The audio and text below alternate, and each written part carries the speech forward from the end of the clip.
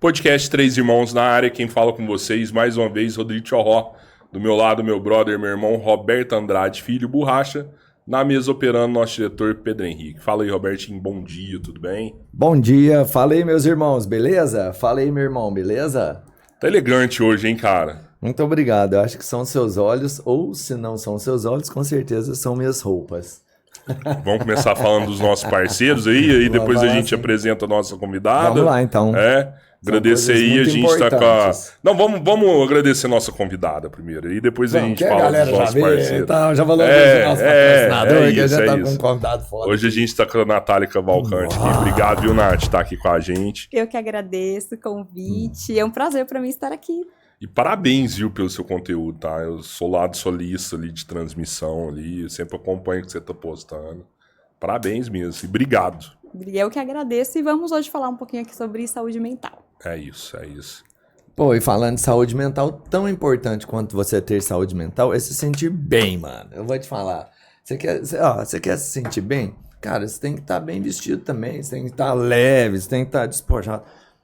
Assim, minha vida mudou, mano, de uns 10 dias pra cá. De verdade. É porque você tá com sua... Os caras tá achando engraçado a gente falar insider, assim, sabe? Porque Insider? É o mineiro falando insider. É que você tá com a sua tech t-shirt, né? Uma camiseta tecnológica, né?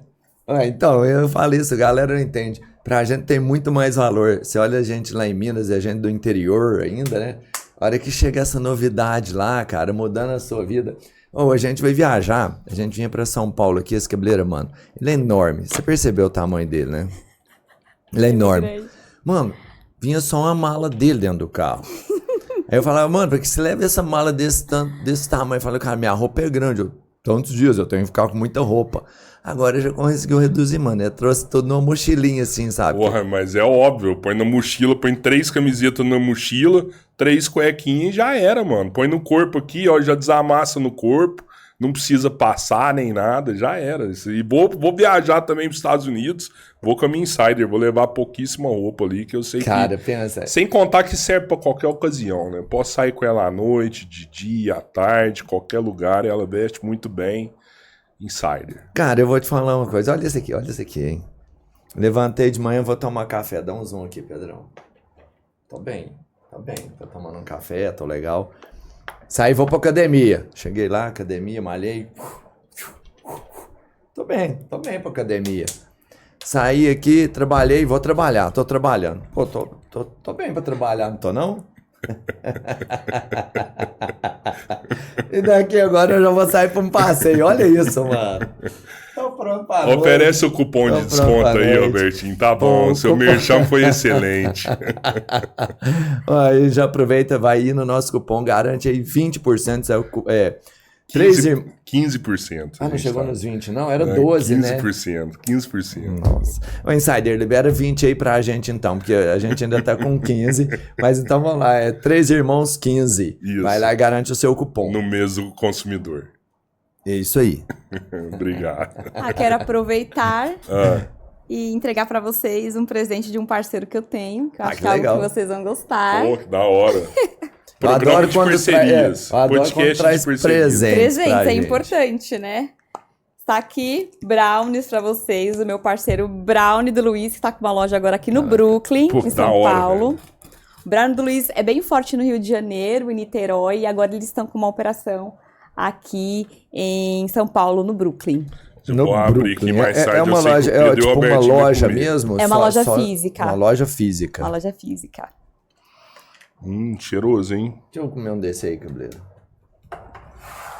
Esse aqui, então, é um de doce de leite. Esse aqui é avelã? Tem qual avelã na massa.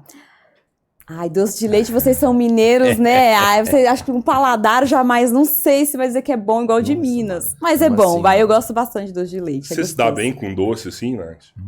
Eu adoro um docinho. Não, é bom, não, mas você precisa se controlar, assim, pra comer doce? Eu gosto de doce, mas assim... consigo me controlar bem. Só na época de TPM, que pra mulher é difícil, né? Que aí a gente quer comer um docinho, né? Não tem jeito. Mas no dia a dia é tranquilo. A gente tava falando aqui antes de começar, você já foi gordinho, assim, né?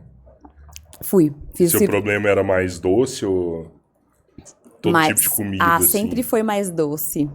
Sempre foi mais doce. O sorvetinho. Sorvetinho, pipoca, chocolate, tudo.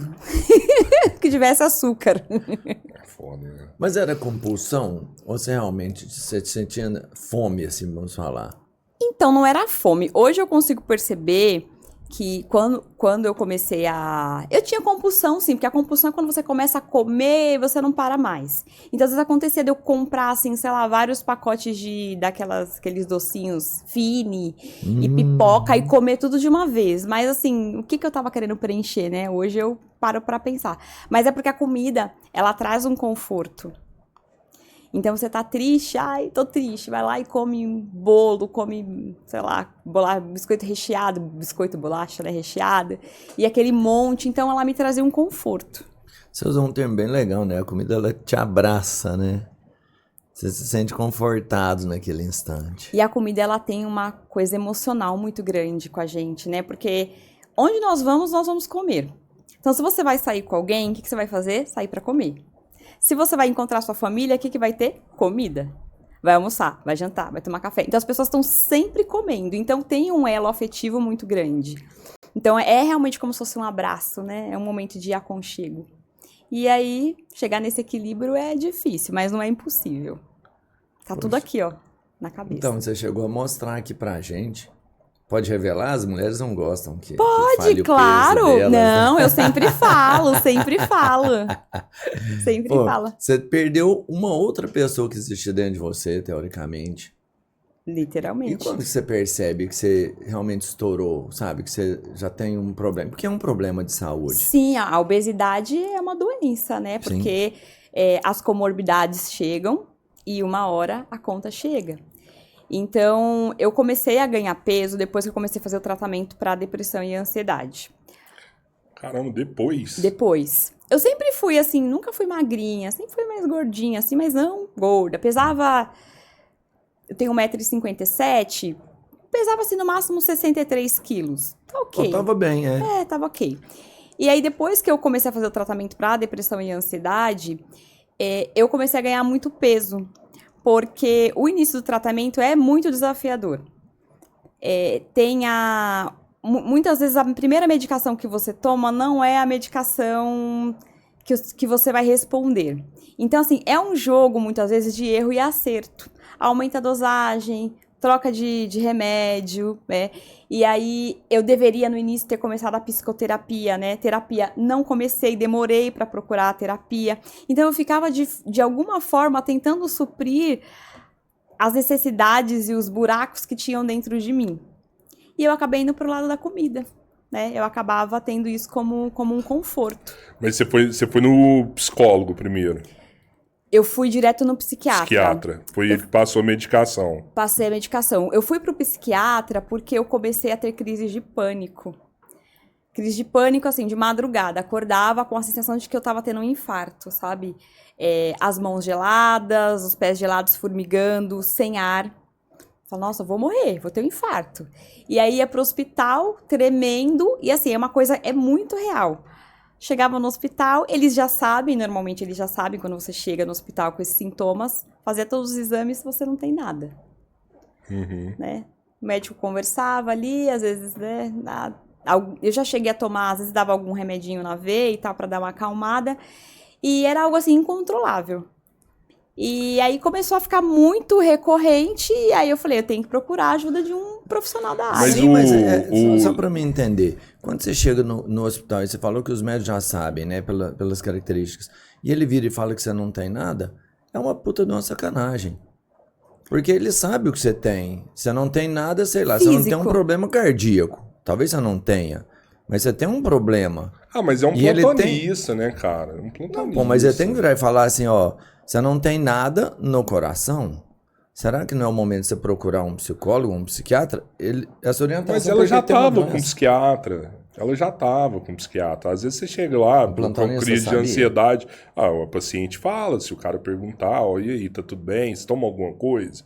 Primeira coisa que você chega num plantão, os caras perguntam, você toma alguma coisa? Não, tô tomando medicamento, eu faço um acompanhamento com um psiquiatra, tudo, né?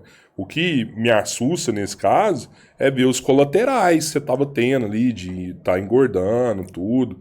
Você não tinha essa conversa com o psiquiatra, assim, ele não tava vendo o que tava acontecendo, porque o normal, eles falam, assim, com tratamento psiquiátrico, você tem que fazer uma consulta ali de 30 em 30 dias, ter um psicólogo acompanhando semanalmente também, né, e ter uma integração entre os profissionais ali, né, e o paciente. É extremamente importante para ter a medicação correta, para ter o tratamento correto. Isso não aconteceu dessa forma? Infelizmente, isso na prática, na maioria das vezes, não acontece. Na maioria das vezes não acontece.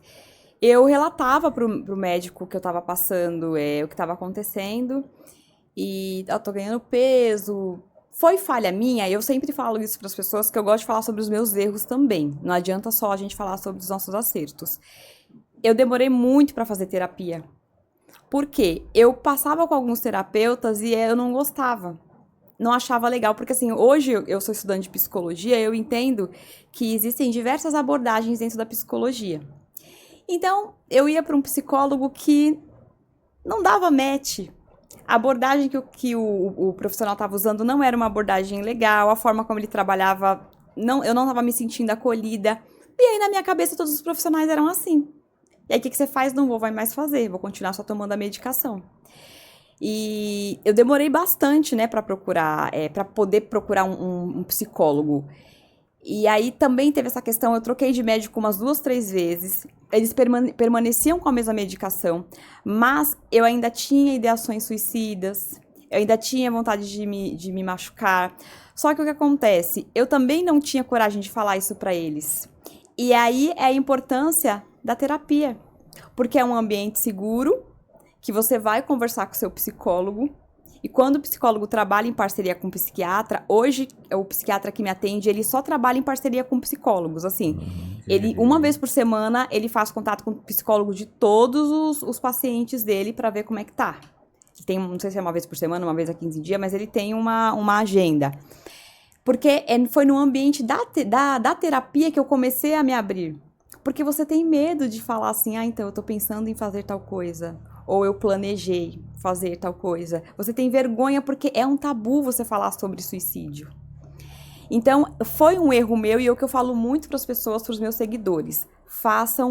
Toma a medicação ajuda, ela volta você para o eixo, ajuda você a voltar para o eixo, mas é a terapia que vai te ajudar a compreender quais os caminhos, quais as decisões você precisa tomar. Porque sozinho é difícil. E você precisa de uma escuta qualificada. Porque uma coisa é você falar com um amigo seu. Sim. Outra coisa é você falar com alguém que estudou uma ciência, que fez 5 anos de faculdade, né, que se especializou, que fez 1 ano de estágio, que é quase uma residência que se faz no último ano da faculdade de psicologia. Então, é uma escuta qualificada, que não vai te julgar, que não vai falar, não fala isso, não fala que você vai se matar, porque, né, não é de Deus, como as pessoas falam, né, vai pro inferno. É alguém que vai te acolher. Então, a terapia me ajudou muito nessa questão de começar a me abrir, começar a entender. E foi aí também, com a minha terapeuta, que eu decidi trocar mais uma vez de psiquiatra. Caramba! E aí, quando eu troquei, acho que pela 3ª ou 4ª vez, eu fui para uma médica maravilhosa. Quando eu cheguei no consultório, ela falou, por que você está tomando essa medicação? Você não está respondendo a medicação, vamos trocar. E aí, ela trocou a medicação, coisa de 2 meses, eu já era outra pessoa. E eu fiquei 3 anos batendo na tecla de uma medicação. Com a mesma medicação? Com a mesma, 3 e assim, anos. e vários, eu passei com acho que 3 profissionais antes dessa médica. Eles mantiveram. Então, assim, eu amo os meus amigos psiquiatras, que eu tenho muitos seguidores, hoje eu conheço muita gente da área, mas a gente sabe que toda área existem profissionais e profissionais. Se eu tomava uma medicação, ela não estava dando efeito.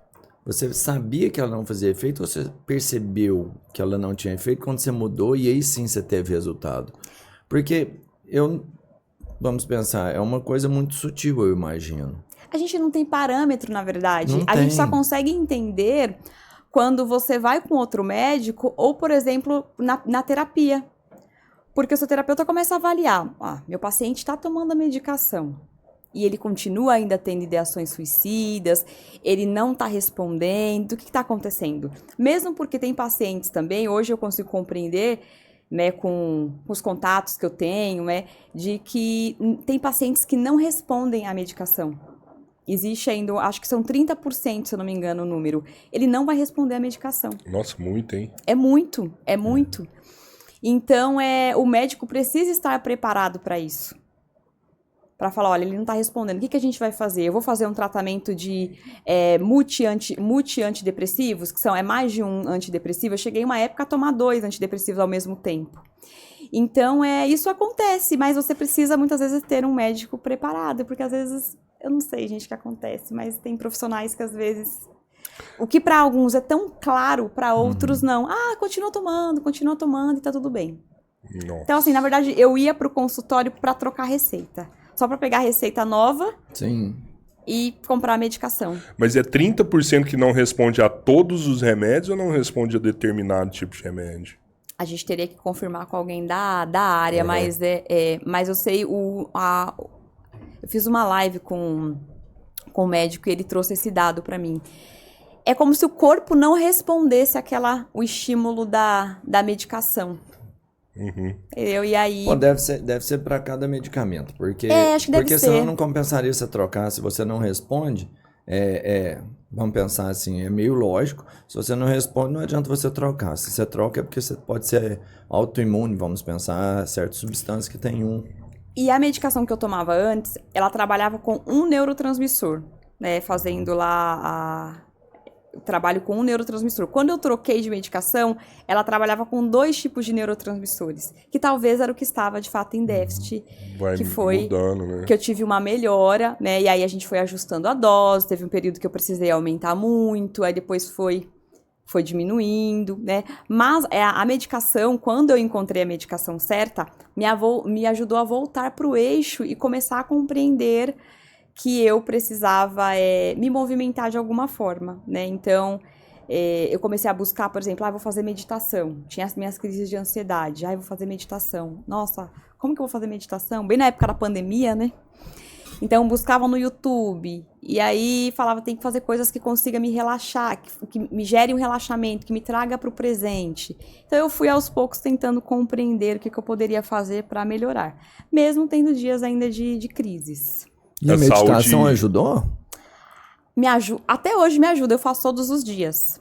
Para quem tem ansiedade, é muito bom. Mas a meditação, quando a gente fala de meditação, a primeira coisa que me vinha na cabeça era aquele guru na Índia fazendo... Aquilo é um tipo de meditação.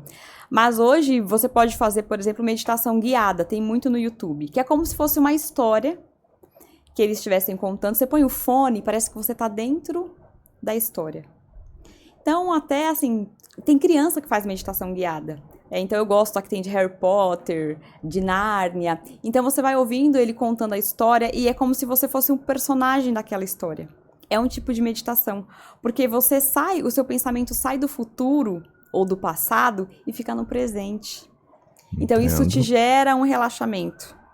E é uma coisa que eu faço praticamente todos os dias, antes de dormir, no meu momento. Eu falo, eu não posso pensar, não quero pensar em trabalho, em faculdade, em nada. E aí eu consigo relaxar. Cara, pra mim é super difícil esse tipo de... Eu não consigo focar assim, sabe? Eu também não conseguia, foi uma batalha. Tipo, vou escutar uma história de um livro, né? Aí tem os audiobooks, eu coloco ali pra escutar, dá 15 minutos eu já tô pensando em outra coisa, a hora que eu vou outra coisa, eu tenho Mas que essas voltar meditações, você é um personagem da história. Pode ser que dessa forma Entendeu? seja então, mais ele fala, fácil. imagine, por exemplo, que você tá numa sala e você tá descendo as escadas. E aí ele fala, coloque a mão no seu coração. Então, assim, você é um personagem de Harry Potter, que eu gosto muito. Você se torna um personagem do Harry Potter. Então, isso é uma coisa, assim, que, se parar pra pensar, algo da nossa infância, né? Porque quando os nossos pais, né? Não sei se vocês têm filhos, quando você conta a história, ali a criança tá imaginando, prestando atenção só naquilo. E é algo que a gente precisa resgatar. É um tipo de meditação. Então, eu gosto, faço, e quando eu tô, assim, às vezes ansiosa, é o que eu faço também. Dependendo das crises, às vezes acontece de eu ter algumas crises ainda hoje em dia, aí eu tomo a medicação, não tenho medo de tomar medicação, a medicação tarja preta, Tarja preta ela não é uma medicação ruim se você sabe usá-la da forma correta. Certo. Como assim? Ela tem que ser realmente... Preocupar com ela, vamos falar em quantidade de uso, de dose. Imagine que ela é um SOS. Ela é um bombeiro. Certo. Não é uma coisa que você vai usar todo dia. Tem gente que só dorme se tomar Rivotril, Zolpidem, Frontal, senão a pessoa não dorme. Então, assim, nos momentos que eu tô numa crise de pânico, né, que eu tô com aquela sensação de terror súbito, como se tivesse acontecendo alguma catástrofe, eu sei que isso é algo que tá na minha mente, que não tá acontecendo nada. Respiro fundo, pego a medicação, coloco debaixo da língua, 5, 10 minutinhos, passou. O efeito é rápido. O efeito é muito rápido. Então, é para esses momentos que a gente utiliza esse tipo de medicação. Então, faço exercício de respiração, né? Tudo aprendi na terapia. Não deu certo, já pego a medicação e tomo. Não vou ficar ali esperando entrar, né, em desespero. E os colaterais disso aí? Então, a medicação tarja preta, se você tomar ela de uma forma mais responsável, dessa forma, não vai ter colaterais, assim. Eu, por exemplo, com o Rivotril, é uma medicação que eu não me dei muito bem com ela. Porque eu sentia que eu ficava muito desmemoriada. Mas aí, o que eu fiz? Eu observei e falei isso pro meu médico. Olha, quando eu tomo Rivotril, eu fico me sentindo assim. Vamos trocar a medicação, Nath. Tem uma outra medicação, que é o Alprazolam, o Frontal, que ele tem a mesma forma de atuação e ele não traz esse efeito para o corpo, porque ele sai do corpo mais rápido. Em 12 horas ele sai. O Rivotril demora 24. Pronto, resolveu o problema. Resolveu. Cara, essa questão de saúde mental não é exata, né? É muito doido isso aí, né? Tipo, por exemplo, sei lá, tô com a herpes zoster, e aí eu tô com a herpes no corpo, eu tenho que tomar 2 antivirais. Essa herpes tá perto do olho, tá perto do olho, então você tem que tomar 4 antivirais. Então já tem a medida certa, a quantidade certa e o que você vai tomar. Né? Quando se trata de saúde mental, igual esse caso aí do Rivotril, não deu certo, vamos trocar pro outro. Né? Às vezes acontece, sei lá, a pessoa tá tomando 2 doses, não, tem que diminuir para 1 dose. Às vezes você começa a tomar um remédio e deu tudo certo, só que você não tem mais desejo sexual no seu parceiro. Você tem que trocar de novo também. Isso é uma coisa, cada corpo ele responde, cada organismo responde de uma forma à medicação, né? Então, essa questão do libido é algo que muitos seguidores trazem para mim. É um sofrimento muito grande para eles, muito grande. E teve uma medicação que eu tomei que eu tive esse problema, mas assim, tudo tem que ser falado pro psiquiatra, porque as pessoas não falam. Se o efeito colateral da medicação está te trazendo sofrimento, conversa com o psiquiatra. E aí eu comecei a levar isso, né, para os psiquiatras que me acompanham. Gente, o que a gente faz? Eles já falaram, tem forma de resolver isso, tem uma outra medicação, ou você troca, ou você coloca uma outra medicação, assim, existem formas de você resolver isso. Mas, às vezes, as pessoas ficam com vergonha de falar desse assunto com o psiquiatra. Eu acho que não é sempre a vergonha, eu acho que é o que você falou, a gente não tem régua de medida para isso. Vamos pensar no libido. Às vezes, a pessoa pensa assim, pô, tô cansada, o casal às vezes já não era tão ativo, e o que eles não percebem é que esse prazo acabou se alongando, sabe, de encontro, de carinho. Só que ficou normal, porque quanto mais o tempo passou, sabe, mais natural ficou para eles não terem esse momento. E aí acaba sendo um colateral que eles não percebem que está acontecendo, porque naturalizou, sabe? Não, a gente gosta muito dela, mas a gente não tem atração. E talvez seja um colateral. Então, você entende? Não tem uma régua de medida. Mas aí entra a terapia, faz né? Sentido. Aí entra a terapia pra você fazer semanalmente ali, falar eu mudei de terapeuta faz um tempo. É importante também, às vezes, a gente mudar. Uhum. Eu fiquei bastante tempo com uma terapeuta, mudei. E ela perguntava isso pra mim, como que tá a vida sexual? Ela perguntava tudo. E assim, você chega num momento que você tem tanta intimidade que você fala. Ai, tá bom, não tá bom. Então, pera um pouquinho, será que esse libido não tá legal? O que a gente pode fazer? Então, quando você tem um profissional também que te acompanha, você começa a pensar, opa, realmente, tá estranho. Isso não é normal. Nossa, mas você acha importante mudar assim? Eu não sei se eu... Acho que era algo que eu não faria, sabe? Tipo, pô, já tô contando tudo pra aquele cara ali. Então, hoje... Vou contar pra mais um agora, mais gente sabendo. Mas hoje, como estudante de psicologia, eu percebo que é importante porque para eu entender e ver abordagens diferentes de trabalho. Porque assim, eu acho que nós mudamos sempre. Nós estamos sempre em mudança. Então, a Natália de 2019 não é a mesma Natália de 2024.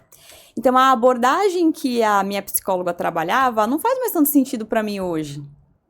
Outra abordagem faz mais sentido. Alguém que consiga, sei lá, falar sobre coisas que de repente ela não falava. Então, eu acho importante. Tem gente que não gosta. Eu vou ter que explicar tudo de novo. Tem muita gente que fala, eu não quero. Eu não tenho problema, eu falo tudo de novo. E você acha que essa abordagem é um DNA do profissional ali, tá nele e não muda? Você vai definir, né, a sua abordagem. Quando você se forma, né, e você vai para a área clínica, então você vai definir, porque assim, não tem como você trabalhar com várias abordagens. Eu vou trabalhar com a terapia cognitiva comportamental e vou trabalhar com a psicanálise. São coisas divergentes. Sim, sim. É assim, totalmente pensamentos diferentes. Então, assim, tem muitas abordagens dentro da psicologia. Você até falou isso no começo da nossa conversa, que o problema dos seus primeiros psicólogos foi a abordagem deles, né? A abordagem e também a forma como o profissional lidava com todo, né? Como eu falei, existem profissionais e profissionais, gente. E infelizmente tem pessoas que trabalham com determinadas coisas, mas não tem, às vezes... A gente estava conversando antes sobre pessoas da área de pesquisa, que às vezes a pessoa sabe muito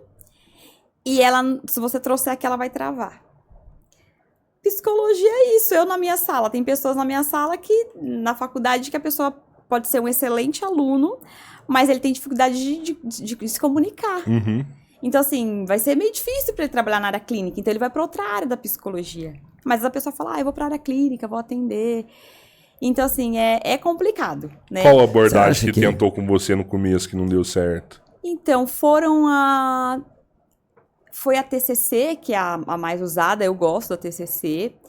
Teve a psicanálise, que eu não gostei muito. Isso vai de cada um. A psicanálise eu não curti muito.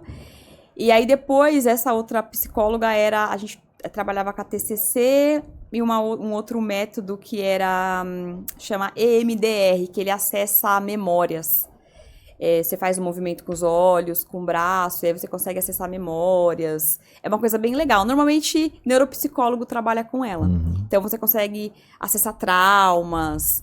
É tipo uma regressão, assim? Não é exatamente uma regressão, mas é como se você consegue lembrar. Eu consegui lembrar coisas da minha infância, por exemplo, e entender alguns traumas que eu vivi. Alguns medos, né? Teve uma cena que eu lembro que eu tava fazendo um movimento, né? Assim. E aí eu lembrei de uma cena, eu, tipo, correndo com a minha irmã, indo pra casa da minha avó. E depois meu pai ia lá, eu tava com uma mamadeira, e meus pais estavam brigando. E aí eu comentei com a minha irmã, que é mais velha, você lembra disso? A minha irmã falou, não, isso não aconteceu só uma vez, isso aconteceu várias. Aí eu falei com a minha mãe, mas você tinha uns 2 anos, como é que você lembra?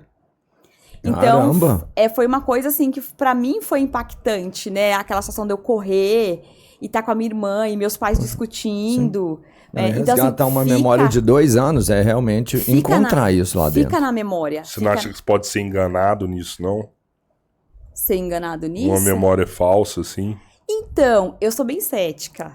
Por isso que eu fui perguntar pra minha mãe e pra minha irmã, Sim, entendeu? Você fez o certo, né? Porque eu sou bem cética. Mas às vezes a mente sabota, né? Sim. Tipo, você foi abusado quando você era pelo seu tio ali, que acontece pra caralho. A maioria dos abusos tá dentro de casa. Mas às vezes não foi. Realmente, aí eu falo, eu sou super cética com essas coisas, muito cética. Então, por isso que eu falei, será? Aí eu falei pra psicóloga, eu vou confirmar com a... E aí teve outras coisas que eu lembrei, que aí eu já era maior. Já tinha 10, 11, 12 anos, aí você já consegue recordar. Mas essa minha irmã falou, não, isso realmente aconteceu. Minha mãe, eu falei, caraca. O fato de ser, assim, você falou que você troca e é legal, e é até interessante fazer isso. Às vezes, quando meus meninos eram novos, eu sempre levava em 2 médicos. Sabe, assim, quando é bebê, até não sei que idade, todo mês, por exemplo, você leva lá pra medir, pra olhar se tá tudo certo e tudo mais. Eu sempre levava em 2. E aí mesmo, pra que você fala assim, eu tenho um plano, é baratinho, leva um e leva no outro. Às vezes um não vai perceber uma coisa e o outro vai perceber alguma coisa. Isso, eu sempre quis uma segunda opinião.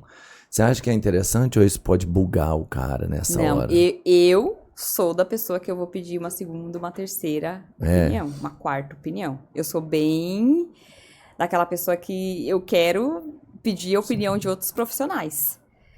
Tanto que não tem problema, então, disso aí, mais de um. Não. Tanto que, assim, eu mudei, tem acho que uns 6 meses de psiquiatra também. Também mudei. A hora que você chegar no próximo, ela fala assim, só vai vir aqui um mês mesmo. E aí eu conversei com a minha psiquiatra. Não, mas agora eu vou ficar bastante tempo, doutor Felipe. E aí eu conversei com a minha psiquiatra, né? Mesmo porque com a minha evidência nas redes sociais, tem muito psiquiatra que quer me atender. Sim. Um monte. Nath, quer ser minha paciente? Nath, quer ser minha paciente? Você virou meio cobaia. Eles querem.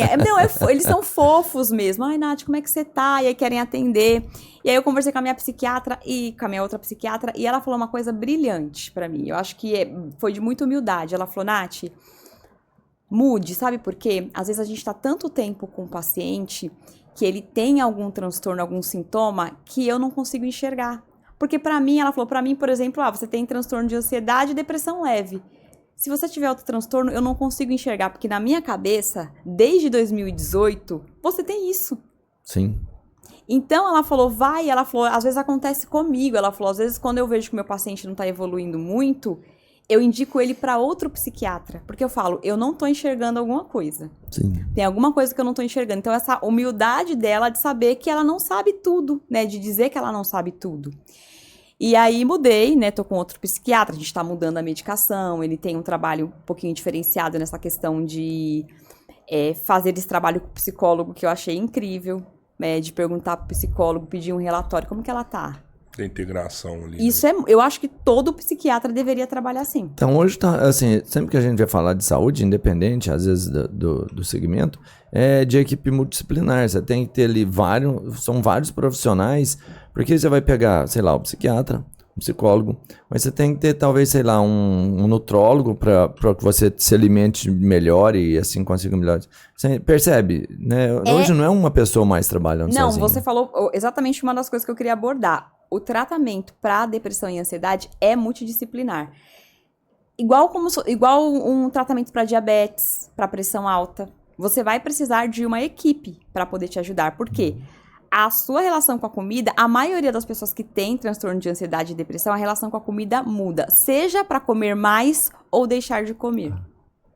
Hoje, depois que eu fiz a cirurgia bariátrica, que eu comentei com vocês que eu fiz, se eu entro em crise de ansiedade, eu não consigo comer. Você reverte, assim, o processo agora é outro. Ao contrário, trava. Eu não consigo sentir o sabor do alimento. Coisas que muita gente me traz. Muitos seguidores falam, Nath, eu tô em crise de ansiedade, eu perdi 5, 7, 10 quilos, eu não consigo comer. Então, às vezes eu ainda tenho crise de ansiedade, é um sofrimento pra mim comer. Às vezes eu como, tipo, com vontade de chorar. Porque eu preciso comer. Eu falo, não quero comer, não tô com fome, mas eu tenho que comer, eu tenho que me alimentar. Então, eu conheço os dois extremos, né? O que você come demais e o que você não tem vontade de comer. E aí, você tem que tentar chegar no equilíbrio. Mas eu como. Eu falo, não, eu vou comer, vou tomar whey, vou fazer qualquer coisa, mas tem que comer. Mas é porque você já, assim, você conseguiu evoluir o processo. Hoje você consegue saber, por exemplo, você já falou aqui pra gente que quando você tá na crise, que você tá em surto ali, você sabe que é uma coisa que tá na sua mente, que você não tá controlando, mas você tem noção de que é uma coisa que não tá acontecendo realmente, é que a sua mente que tá projetando tudo isso. Você tem entendimento. Do mesmo jeito que você tem quando você não tem fome nenhuma, mas que você vai comer. Mas e quem ainda não conseguiu evoluir? O sintoma é muito forte. Você não vai comer realmente, você vai morrer ali, você vai definhar e vai morrer nesse momento por falta de alimento.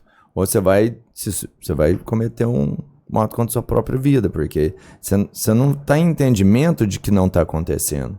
Para você está real, né? É só depois de um tratamento mesmo. Quem começa não vai conseguir perceber, ter essa claridade que você tem. Exatamente. E isso eu só comecei a ter essa claridade depois que eu comecei a fazer a terapia. E algo que também me ajudou muito, que eu sempre falo para as pessoas é: busque entender a doença e aceitar a doença. Não fique buscando, essa é a minha opinião. Tem muitas pessoas que são contra, mas é a minha opinião e é o meu posicionamento nas redes sociais. Não fique buscando tratamentos que não têm base científica como o tratamento principal. Então, se você tá fazendo tratamento no psiquiatra, fazendo terapia, você quiser fazer qualquer outro tratamento fora, que não tenha evidência científica, faça. Por exemplo, eu vou fazer uma aromaterapia, eu gosto de fazer aromaterapia, colocar um óleo de lavanda ali antes de dormir, você se sente relaxado. Mas isso não substitui o tratamento que tem evidência científica. Claro. Então Eles podem trabalhar juntos. Sim, eu falo, a gente não pode descartar nada. Eu acho assim, se te faz bem, faça. Mas não deixe de tomar medicação, não deixe de fazer a terapia. Porque assim, se você tivesse, por exemplo, um câncer, você ia falar assim, né, falando de uma doença grave. Eu não vou fazer o tratamento porque eu vou, sei lá, tomar um chá de não sei o quê. Não, a gente tem consciência de que é uma doença que precisa ser tratada. E a gente tem que enxergar os transtornos mentais da mesma forma, como uma doença que precisa ser tratada. E o que eu tento fazer todos os dias nas minhas redes sociais é quebrar esse tabu. E você acha que dá pra fazer alguma coisa preventiva? Preventivo, o que alguns estudos já demonstram é que quanto maior a qualidade de vida da pessoa, menos chance ela tem de ter um quadro depressivo e ansioso. E aí entra questões complicadas, né? Porque o nosso país, por exemplo, é o país mais ansioso e depressivo da América Latina. Aí você se pergunta, por quê? Né? O Brasil é um país tão ansioso. A gente quer um país feliz, né?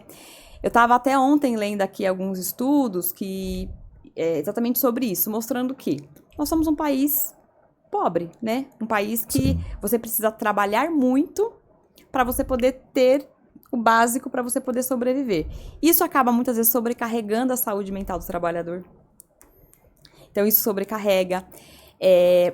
Existem sim fatores genéticos que colaboram para você ter transtornos mentais? Sim. Só que o ambiente onde você vive, as relações que você tem, a qualidade de vida que você tem, tudo isso são como se fossem portas. Eu vejo muito assim, como se fossem portas que estão dentro de você. E esses acontecimentos são as chaves que abrem essas portas. Então, qualquer pessoa pode ter depressão e ansiedade, seja rica, seja pobre. Mas já tem estudos que demonstram que pessoas que vivem em estado de vulnerabilidade, né, da pobreza, elas têm uma probabilidade maior de desenvolver esses quadros. Caramba, mano. Então, assim, o problema é uma questão de políticas públicas, né, é uma série de coisas. E hoje, apesar de nós termos no Brasil uma saúde gratuita, a parte de saúde mental, ela ainda é defasada, principalmente fora das capitais. Pois vai virar uma pandemia nacional. 90% da população é pobre aqui no Brasil. E aí não tem acesso, hoje as pessoas a maioria das pessoas hoje no Brasil não tem convênio. E existe uma diferença gritante entre o tratamento particular e o tratamento no SUS. Hoje, se você quer fazer um tratamento, né, meus seguidores, Nath, o que eu faço? Eu oriento a ir pro posto, né, o BS. Chega no posto, ele vai ser atendido pelo médico, né, que tem lá. Às vezes esse médico ele não tem um treinamento adequado e na verdade ele não tem porque ele não é psiquiatra. Ele não é. O que ele vai fazer? Ele vai passar normalmente um remédio que normalmente costuma ser o fluoxetina, que tem no posto gratuito. E às vezes o paciente não vai responder com aquela medicação. E ele não tem outra opção. Então ele vai continuar tomando e vai continuar sofrendo. Apesar de que você falou que é interessante você trocar, né, de tempos em tempos o cara que está te acompanhando, pelo menos a princípio, é muito mais importante você ter um retorno com o mesmo médico. Com o mesmo médico. O que possivelmente não vai acontecer no postinho lá na UBS, porque o plantonista do dia não é o mesmo que você vai ter um retorno com ele, provavelmente. Você não cria um vínculo com o profissional. Você não tem vínculo, ele não vai ter seu histórico ali, né? Seu acompanhamento, ele não vai fazer um acompanhamento. É porque lá ele encaminha, né, por alguém do SUS ali, né? Você tem que ir pra um psiquiatra. Como funciona? Se a pessoa ela vai até passa no médico, e o médico observa que ela consegue avaliar, porque isso também vai dar avaliação do profissional, que ela tem algum transtorno, olha, essa pessoa, acho que não é só depressão e ansiedade. Ele direciona pro CAPS. Pro CAPS. Tá. Ele vai direcionar pro CAPS. Aí o CAPS tem várias modalidades do CAPS. Então, ali sim, no CAPS, ele vai ter um atendimento, mas até chegar no CAPS, às vezes é difícil. E tem um preconceito do caramba, né, da pessoa ir pro CAPS. O CAPS, né? Tem. Pelo menos eu falo pela experiência que eu tenho na nossa cidade ali, que tem um CAPS ali. Vai pro CAPS, as piadinhas. Não vou de jeito nenhum, não sou louco. Era lá de frente de casa o CAPS, você lembra? Não vou de jeito nenhum. Eu morei de frente, era doido. Isso. O cara passava lá e falava assim, ó, lá, ó, tão doidinho. Então existe muito preconceito ainda, né? E o CAPS é a substituição, acho que posso dizer assim, do que tinha antes dos hospitais psiquiátricos, né? Que as pessoas ficavam internadas. Então, as pessoas têm algumas unidades do CAPS, que às vezes a pessoa passa o dia no CAPS, fazendo tratamentos, né? Inclusive, eu quero muito fazer estágio no CAPS quando chegar a minha hora. Que da hora. Eu quero muito fazer estágio no CAPS. Eu acho que deve ser uma experiência muito legal. Alguém precisa cuidar dessas pessoas, né? Alguém precisa querer abraçar essas pessoas. Então, eu quero muito. Os números que você falou são os que mais estão precisando, né? Precisa. Então, o CAPS é um braço do SUS, mas ainda assim é muito deficitário, né? Eu tenho seguidores que me falam, aqui em São Paulo, o que eu percebo? Regiões mais nobres, digamos assim, o CAPS funciona. Regiões da periferia não funciona, deveria ser o contrário. Ou, por exemplo, cidades do interior. Gente, as redes sociais me fizeram entender que existem muitos Brasils dentro do nosso país. Que assim, eu que moro em São Paulo, uma cidade grande que você tem acesso a tudo, vocês que são de Minas do interior, você já vê essa mudança, né? Então, tem coisas que não tem, que você fala, gente, realmente não tem médico, né? Tipo, na cidade tem 2 médicos. Como assim tem 2 médicos na cidade? Cara, isso é um negócio que me buga, assim. Ontem mesmo a gente tava falando. O número de médicos no Brasil tá aumentando, assim, absurdamente. O ano que vem, quer dizer, na próxima década, ou o ano que vem, não sei, eles falaram ontem que vai pra 2 milhões de médicos, é muita coisa. E mesmo com esse tanto de médico crescendo, tem um déficit do caramba também, psiquiatra, né? Esse tipo de profissional, né? E existe um preconceito, quem é da área da medicina que tá assistindo sabe. Quem quer ir pra psiquiatria? Que eles zoam. Você vai pra psiquiatria, vai ser psiquiatra, Então, assim, existe um preconceito dentro da própria medicina, quem quer ser psiquiatra. Cara, se eu tivesse na medicina, eu ia querer ser psiquiatra, porque tá faltando psiquiatra. Acho que olha uma parada que rolou, assim, no final do ano, um amigo meu postou uma mensagem bem estranha, assim, sabe? Falando que não tava bem. E aí, eu peguei e mandei uma mensagem pro cara, né? Falei, o que tá rolando aí e tal? Não tô legal, não. Falei, não, cara, pelo amor de Deus, procura alguém aí, você tem que procurar alguém agora, tal. Toma esse telefone, você pode ligar para esse número, né? Que eu acho que é 188, né? E já também passei o contato de uma psiquiatra que vinha aqui no podcast com a gente, né? Então, liga para essa pessoa aqui que ela vai te ajudar. E aí pegou e ligou, inclusive passei de 2, né? E a pessoa falou, marca consulta aqui, passou o link lá da consulta, né? Aí no outro dia eu chamei o cara de novo, falei, e aí, deu certo? Conversou com a psiquiatra? Não, cara, chamei aqui, falou que pra mim marcar a consulta pra fevereiro. E aí eu não dei continuidade, não. Falei, cara, como assim, velho? Aí já peguei e já fui no psiquiatra, falei, mano, te passei lá, cara, por favor, ajuda lá, o cara tá malzão lá, velho, não deixa o cara não, o cara vai fazer merda e tal. Aí veio e falou assim, Rodrigo, negócio é o seguinte, cara, final do ano, eu não tô dando conta de atender meus pacientes, cara. Eu tô trabalhando muito. Tô trabalhando dobrado no final do ano, eu não tô dando conta dos meus pacientes. Eu atendi na hora, do jeito que você falou, mas, cara, infelizmente, ele tem que entrar na fila. E ele mandou mensagem, falou assim, agora mesmo, eu acabei de falar com uma paciente minha, que tava no carro, com os filhos no carro, pequeno, filho na cadeirinha, que falou que ia pra rodovia, bater de frente a um caminhão e tirar a própria vida. Exatamente assim. A sorte que todos os meus pacientes, eu tenho o telefone do marido, do namorado, tudo. Na mesma hora eu peguei e liguei pro marido dela, conversando com ela, pedi pro marido dela ajudar, a gente conseguiu segurar a situação. Mas não dá pra atender o cara. É bem assim. E final do ano, sabe que tem um aumento de pessoas, né? Chegam perto dessa data, às vezes quem quer cometer suicídio, eles escolhem, às vezes, essas datas né? Ou data de aniversário, alguma data especial. E aí costuma ter é um momento que você precisa ficar ligado com a forma como as pessoas estão falando perto de datas assim, final de ano, data de aniversário, datas que são especiais para a pessoa. Então, provavelmente é por isso que ele tava com muita coisa, assim. Porque a pessoa chega no final do ano com aquela sensação de frustração, de que não conseguiu fazer aquilo que deveria ter feito no decorrer do ano, e aí bate aquele desespero. E os índices de suicídio, eu peguei alguns dados aqui, eu até vi que tá bem defasado, de 2019, a última atualização que tem. Imagine, depois da pandemia, que a gente sabe que aumentou muito os casos de depressão, ansiedade, né, esses quadros. Em 2019, 600 mil pessoas se suicidavam por ano, sem contar os casos, isso mundialmente, sem contar os casos que não são notificados. Quantas pessoas? 700 mil. Mundial. Mundialmente. No Brasil, isso em 2014, 14 mil casos por ano, que isso dá 38 mil mortes por dia. 38 mortes, mil mortes são 38 mortes por dia. Então, assim, é muita gente. É muita gente. E assim, eu imagino que isso aqui hoje já seja maior. Com certeza. Pensando que em 2019 a gente não tinha pandemia. E hoje a depressão, ela é a doença que mais afasta as pessoas do ambiente de trabalho. Então, assim, é uma doença. Não tem como a gente dizer que não é. Isso é uma coisa que existe. É uma pandemia. Nos Estados Unidos já tem alguns congressos que eles já têm usado os transtornos mentais como uma segunda pandemia, que está afetando todo mundo. Porque, assim, com quem você conversa que não tem ansiedade? Ou que não conhece alguém? Às vezes tem e não te fala, né?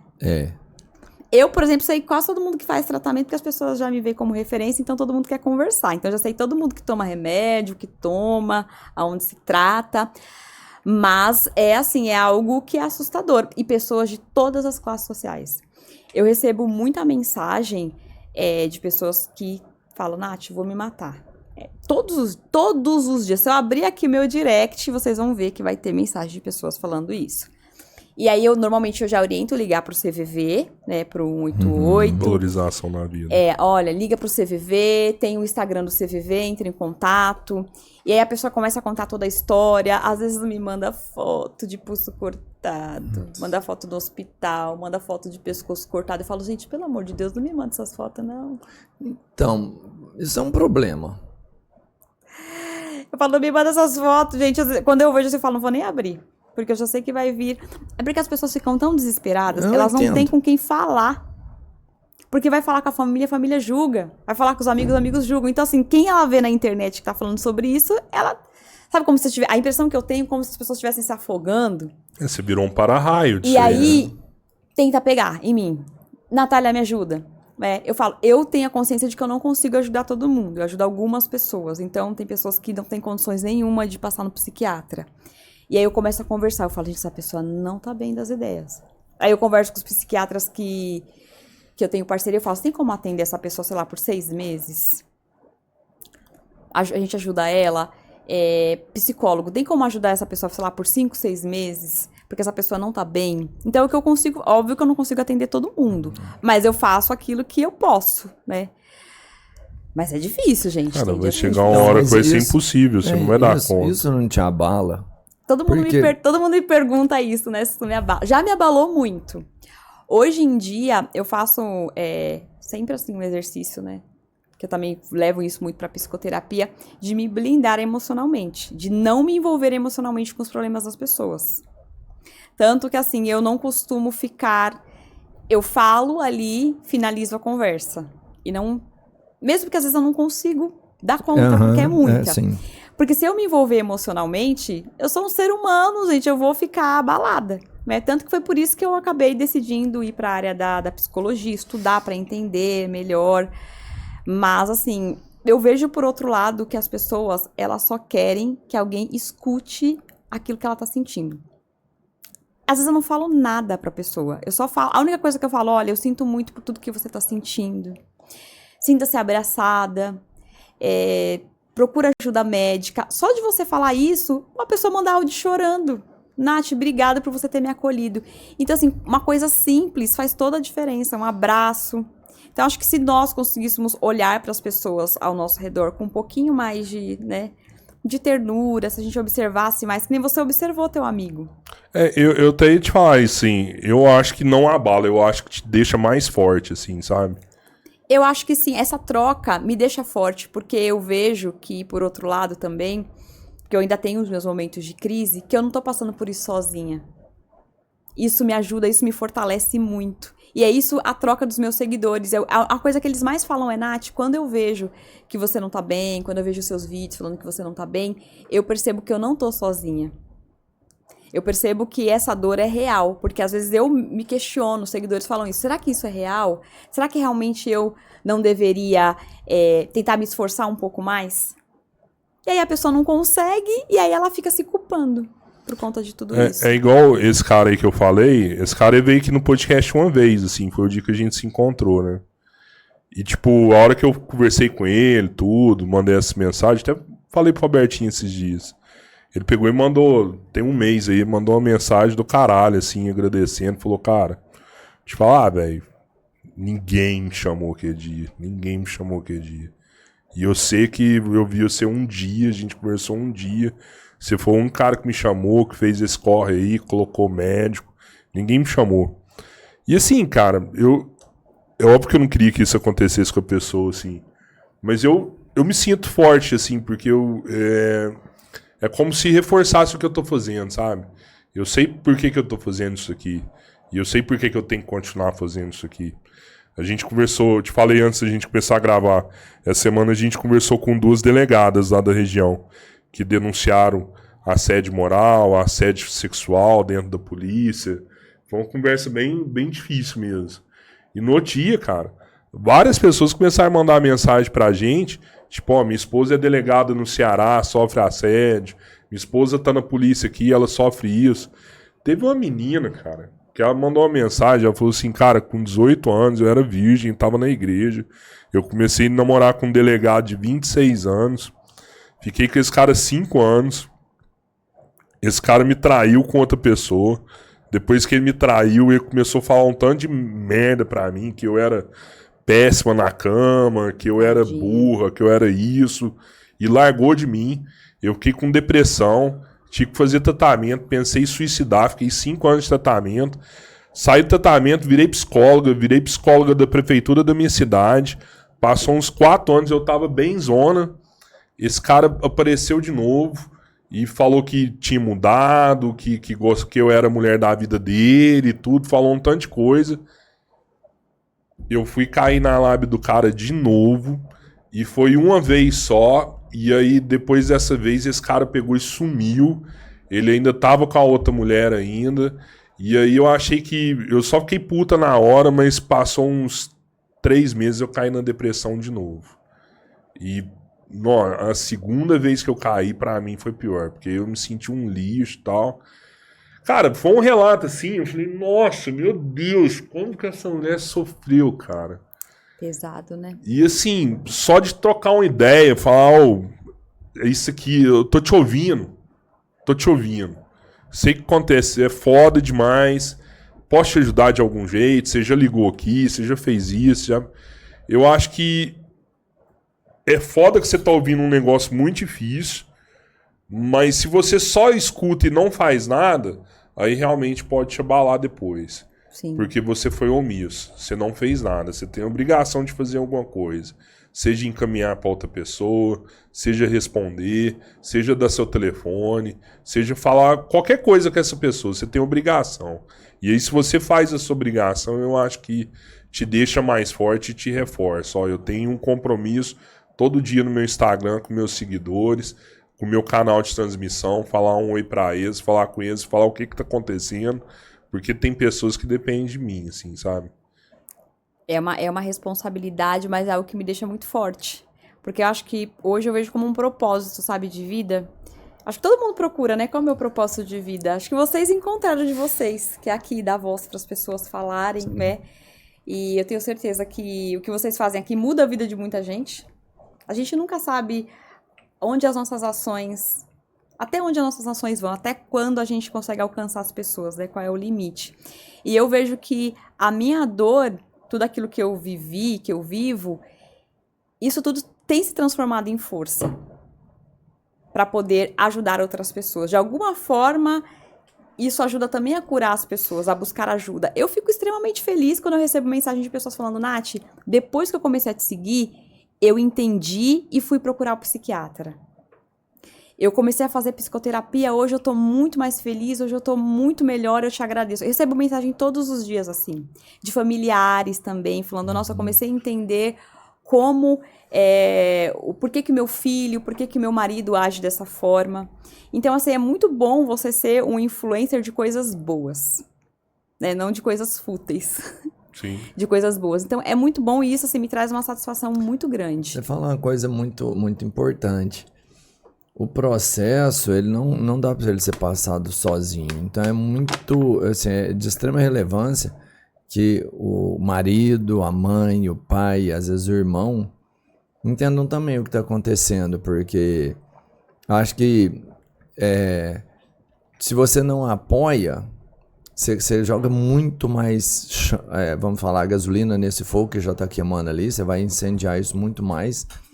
E a recíproca é verdadeira quando você também apoia isso, você tira toda uma parte dessa carga da pessoa. Então, assim, a família tem que ter conhecimento também, né? Tem que ter. Situações. É a rede de apoio, né? O que a gente chama de rede de apoio. E a maioria das pessoas não tem. Eu mesma, a minha única rede de apoio era meu marido. Ainda bem, porque tem muitos seguidores que... A maioria do meu público é mulher, 85% é mulher. A maioria não tem. Me escreve falando, meu marido fala que eu sou uma preguiçosa, que eu tô fazendo corpo mole, que eu sou uma folgada. Aí eu falo, gente, a vontade é de falar, ai, você para desse traste. Aí eu respiro, porque eu não vou opinar. Eu falo, ai, né, se prioriza e tudo mais. Eu falo, de como que o cara pode falar isso com a mulher? Sabe? Mas é porque às vezes o cara não sabe que ela tem um problema. E não entende, porque realmente não entende, né? E assim, eu passei por esse processo com meu marido, né? No início ele não entender. Eu, uma pessoa enérgica, que eu faço 1 milhão de coisas de uma vez, toda, quero fazer tudo. De repente, a Natália que é assim, o brilho apaga. Né? Imagine meu marido, como assim, né? O que tá acontecendo com essa menina? Então foi difícil pra ele também entender. Mas ele começou a pesquisar, começou a ler livros. Como que eu vou entender o que está acontecendo com ela, né? E ele foi minha rede de apoio, mas a minha família, os meus pais, né, tios, as pessoas ao redor, não conseguiam compreender. Então, o que vinham falar? Quando que você vai parar de tomar remédio? Você vai ficar viciada nisso? Você precisa ter mais fé? Você tem que fazer uma campanha de oração? Ai, porque você precisa se exercitar, porque você tá engordando. Então, assim, eu pensando, né, quando eu falo isso, às vezes as pessoas até se chocam. Deixa eu beber uma aguinha. Mas enquanto eu tava pensando como eu ia fazer algo contra mim, eu tava escutando esse tipo de comentário da minha família, quando que eu ia parar de tomar a medicação. Entende assim, a gente não sabe o que se passa na cabeça do outro. Então, quando você invalida a dor do outro, ou fica questionando quando você vai parar de tomar a medicação, a pessoa já tá com esse pensamento. Aí, às vezes, o que acontece? Ela para. E aí, que acontece? Uma grande besteira. E você chegou nos planos, assim, de... Sim, eu planejava direto. Vou pegar uma corda, vou pegar... Eu planejava direto, eu pensava, ai, como que eu vou fazer isso? Aí eu vou pular da janela do meu prédio, eu moro no nono andar, vou pular da janela, eu vou me jogar da ponte. E planejava tudo assim na minha cabeça. Eu não escrevia, eu planejava na minha cabeça. E a minha mãe trabalhava no Hospital das Clínicas. E aí eu falava assim, eu vou lá na ponte do Sumaré e vou me jogar. Mas espera um pouquinho, deixa eu ver o dia que é o plantão da minha mãe, porque ela não pode estar lá. Porque ela trabalha no pronto-socorro e eles vão me levar para lá. Se eu não morrer na hora. Então eu já ficava pensando em tudo, como eu ia fazer. Tipo, cheguei a ir lá, a ficar lá na ponte pensando, vou...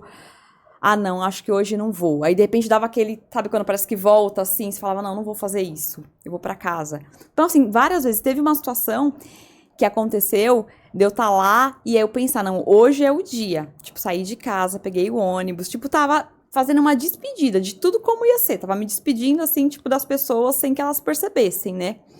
E aí eu fui, só que chegou ali, quando eu tava ali na ponte, de repente me deu uma angústia, eu comecei a chorar. E eu chorava, assim, copiosamente. E, gente, em horário de almoço ali naquela região é muito cheio. Porque aí tem uma escadaria que desce na Oscar Freire, então tem faculdade. E eu ali chorando, assim, sabe, de soluçar. Ninguém olha na sua cara. Ninguém olha pra você. Parece que eu estava invisível. Bem vestida, invisível. Então, tanto que hoje é uma coisa assim que eu observo muito. Se eu vejo qualquer pessoa chorando na rua, mesmo que eu fale que a pessoa vai me dar eu vou falar com a pessoa. Então, teve uma dessas vezes que aconteceu que quem veio falar comigo foi um rapaz fumando baseado, com dread, né, bem good vibes, Rastafari, que ele veio e começou a conversar comigo, parou na minha frente e começou a conversar comigo. Né? E ele começou a falar, não, você tem que, né, não desista da sua vida. Ele começou a falar coisas tão bonitas ali pra mim. E o único cara que parou. Então você ali na Oscar Freire, né, com um monte de gente passando, aquela movimentação, ninguém olha pra sua cara, né? E a única pessoa, talvez uma pessoa que as pessoas olhem, então, tenham preconceito quando passa, esse cara é meio esquisito, doidão, tomando baseado, o único cara que parou pra falar comigo. Então, acho que eu aprendi muitas coisas com isso, né? E óbvio que depois que eu comecei a tomar a medicação certa e que eu comecei a fazer terapia, quando esse tipo de pensamento vinha, eu falava com a minha terapeuta, eu já sabia como lidar com isso. Né? Você já sabe. Agora, quando você não tem um suporte, você simplesmente faz. Qual que era a motivação que te levava a pensar no suicídio? Assim, era pra sair de quê? Era uma angústia tão grande, né? Porque quem quer cometer, né, algo contra si, não vou falar a palavra porque depois é pior. Nas redes sociais tem que cortar, porque senão ele não entrega o assunto, né? É um desespero que é como se é uma forma de você querer acabar com a sua dor. A única forma que você vê de acabar com a sua dor é fazendo isso. Porque assim, você não sente mais esperança em nada. É como se você vivesse no piloto automático. Você não tá vivendo, você tá existindo. Então assim, você vai trabalhar, você faz em todo lugar, mas assim, como se você estivesse totalmente anestesiado, sabe? Tipo assim, tô sem vontade de fazer nada, pra mim nada, eu tenho prazer em nada, e é isso. Então, a medicação certa ajuda muito nisso, né? Até com pensamentos suicidas, tem medicações que ajudam muito você a tirar esses pensamentos, né? Mas na época eu não falava. Então, hoje você falou do medicamento que tira a intenção do suicídio, e já existe mesmo, né? Existe, e foi tratamento que eu falei pra você que eu fiz, mas eu fiz depois dessa fase, eu fiz recentemente, que foi a acetamina. Uhum. Acetamina é um anestésico que é aplicado diretamente na veia por um anestesista, e ele tem um índice de melhora eu não anotei aqui, mas se eu não me engano são 75% de resposta. Normalmente esse tratamento ele é indicado para quem tem depressão refratária. Então é aquela depressão que o paciente não responde à medicação. É como se ele desse um reset no seu cérebro, nos seus neurotransmissores. Então, tem paciente que tem depressão refratária, não responde à medicação. Ele faz o tratamento com a acetamina, ele continua tomando a medicação, ele responde. É realmente como se fosse um reset no cérebro, nos neurotransmissores. Engraçado que eu ouvi falar que um anestesista me falou isso. Falou, cara, uma única dose de cetamina já resolve, assim... Já tira a vontade. A vontade imediata, né? Mas mesmo assim, o paciente tem que fazer 8, 10 sessões. 8 o mínimo normalmente que eles pedem são 6 a 8 sessões, né? Tem um protocolo que é feito, né? Mas você sentiu que na primeira sessão, assim, você já zerou a vontade? Eu saí assim? eufórica, assim. Você sai numa felicidade de lá. É uma coisa surreal. Surreal. Você sai assim... Eu não conseguia nem dormir, porque eu tava me sentindo muito feliz. Você tava sozinha na sessão? Tinha alguém com você? O anestesista fica com você o tempo inteiro na sala, e meu marido foi depois me buscar, né? Tipo, no finalzinho da sessão ele chegou. Mas eu fiquei muito eufórica, assim. É uma felicidade que você fica. Você chegou a falar algumas besteiras, assim, pro seu marido, assim? Não cheguei. Não, você fica alegrezão ali, né? Você fica muito feliz, ali, né? Assim, tipo, querendo falar, ai, nossa, tem tal coisa que eu queria tanto fazer há tanto tempo. Aí você começa. É como se desse um sopro, assim, de vida, sabe, a acetamina em você. Os meus sintomas depressivos, porque eu tenho, né, os dois, melhorou muito. A ansiedade ainda pega um pouquinho, né? Mas a cetamina, gente, é uma coisa assim que é vida. Tragam algum especialista aqui. Eu tenho depois indicações de especialistas de cetamina para dar para vocês aqui de São Paulo, que podem explicar tudo. Sei que a Natália Beauty vai vir aqui. Inclusive, eu fiz o tratamento lá na clínica que ela é sócia. E atendimento maravilhoso, fica em Moema. Gente, agora esqueci, me deu um branco o nome da clínica, meu Deus do céu. É do Mas grupo... todo mundo vai saber que é da Natália, pô. Ela vai falar, perguntem pra gente, me deu um branco totalmente aqui do nome da clínica. É a BV Longevity, gente, eu tô lá quase toda semana e esqueci. É a BV Longevity, que a Natália é sócia da clínica junto com a doutora Paula e o doutor Douglas. E aí eles me convidaram para fazer esse tratamento lá mesmo para mostrar para os seguidores, né? Porque muitas pessoas não conhecem esse tratamento. E quando eu comecei a falar, as pessoas começaram a ver, muita gente, Nath, eu não tinha noção, meu psiquiatra nunca me falou sobre isso. É muito novo. A cetamina é muito antiga, né? Mas o tratamento para isso esse é muito efeito novo, né? dela, né? E aí, nossa, meu médico nunca me falou sobre isso. Conversei com ele e ele falou, já me indicou para um outro médico que conhece melhor o protocolo. Então, assim, teve vários seguidores meus que já fizeram. Alguns fizeram na BV Longevity, que é aqui em São Paulo, em Moema. Outros fizeram em outras clínicas. Não são muitas clínicas que tem no Brasil também. Porque você precisa de uma estrutura, né? Para poder... de um médico que esteja ali com você. A sessão dura mais ou menos 1 hora. Já ouvi falar porque por ser uma anestesia, ela pode ela pode dar um colateral, pode ter uma rejeição no corpo, enfim. Ela depois, durante o processo e depois, ela tem que ter um acompanhamento, né? Não é uma injeção convencional. Você vai lá, injeta uma coisa na sua veia e acabou, você vai embora. Não é assim, né? Ela é mais... Por isso que você precisa ter um profissional. Tem alguns locais, eu falo que internet ajuda a gente a saber de tudo, né? Existe um protocolo para você aplicar a cetamina, que o protocolo um anestesista com você na sala. E tem que ter uma enfermeira também lá, como é na BV Longevity e em outras clínicas sérias que eu conheço aqui. Mas tem muito lugar que é o próprio psiquiatra que está aplicando. Que é a enfermeira que está aplicando. No e aí Brasil eles falam, ou fora do Brasil? Aqui no Brasil. Mas aí não é permitido, tá fazendo não de forma ilegal. Não é o protocolo correto. Eu Não entendo que é uma forma Ah, ilegal, né? Então tem seguidores que falam pra mim, Nath, eu consegui lá a cetamina por R$400, é uma enfermeira. Eu falo, R$400? Mas a anestesista... é uma enfermeira que aplica. Ilegal, já vi gente trazendo do Paraguai isso aí, velho. O cara traz do Paraguai e aplica aqui. Mas aí vai saber se você pôs cetamina em você. E tem E a cetamina, ele é assim, ele aplica de acordo com o seu peso. Sim. Então, eles começam, acho que com 0,5 por peso. E aí, cada sessão, ele vai aumentando. Então, depois 0,6, 0,7 por quilo. Chega a ter um desmame depois? Então, você faz a sessão, não, porque você chega, acho que até 1,2, 1,3. É tipo um Ozempic que você vai mudando que você vai aumentando, mas não tem um desmame. ali. Que você vai fazer a sessão e aí o psiquiatra vai acompanhando junto com a clínica. Por exemplo, na BV Longevity, eles têm psiquiatra, eles têm já uma equipe multidisciplinar que te auxilia. Eu acho incrível. Tem o nutrólogo que vai te auxiliar. Então, é uma clínica realmente voltada para cuidado da saúde mental. Que eu acho isso incrível, né? Porque saúde mental não é só aquilo, não é só o psiquiatra. Então, eles têm toda uma estrutura para isso, que é muito legal. Eu não vou pôr aqui, né? Eu tenho um áudio de um amigo meu que me mandou depois que ele tomou cetamina, assim, tipo... Ficou bem louco. Segundos depois. Mas ele usou de uso recreativo? Não, ele tava... Tem um problema também, né? Não, mas o dele foi indicação também, psiquiatra, tudo, né? Mas é um áudio muito louco que ele mandou assim. Falei o que ia falar. Você lembra? O que ele falou? Ele tava doidão, ele tava falando nada com nada, totalmente desconexo, assim. Mas, gente, é uma sensação assim, quando você tá tomando... Você já ouviu falar de... Fica doidinho. Desassocia, fica. Fica malucão mesmo. Fica. É tipo Esse dia a gente tava num papo muito louco. Mas eu acho que mais ou menos isso aí. Pra quem gosta dessas sensações assim psicodélicas, Dá bom. efeito. Dá. Você já ouviu falar da cetamina tirar o transtorno de personalidade da pessoa também? O que eu vi dos estudos da cetamina é que ele é bom pra depressão, né? Pra ansiedade e transtorno de bipolaridade.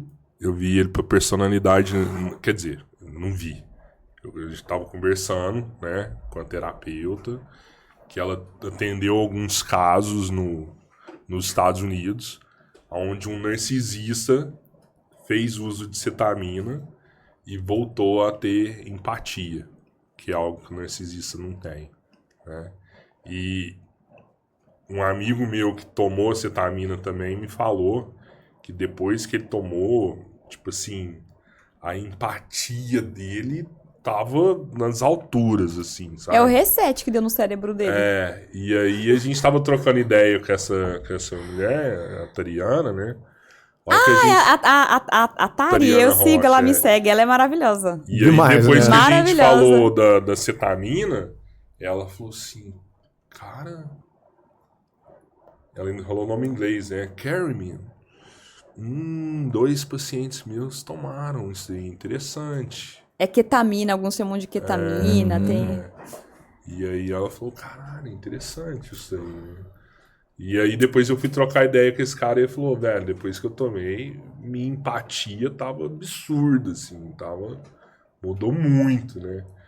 Aí eu falo, pô, imagina se for um remédio que além de tirar totalmente, né, a vontade da pessoa tirar a vida, também pode resolver um problema de transtorno de personalidade, tipo um psicopata, É bom ver a medicina evoluindo, né? A ciência evoluindo nisso, né? Principalmente na mente, né? Tudo muito novo, né?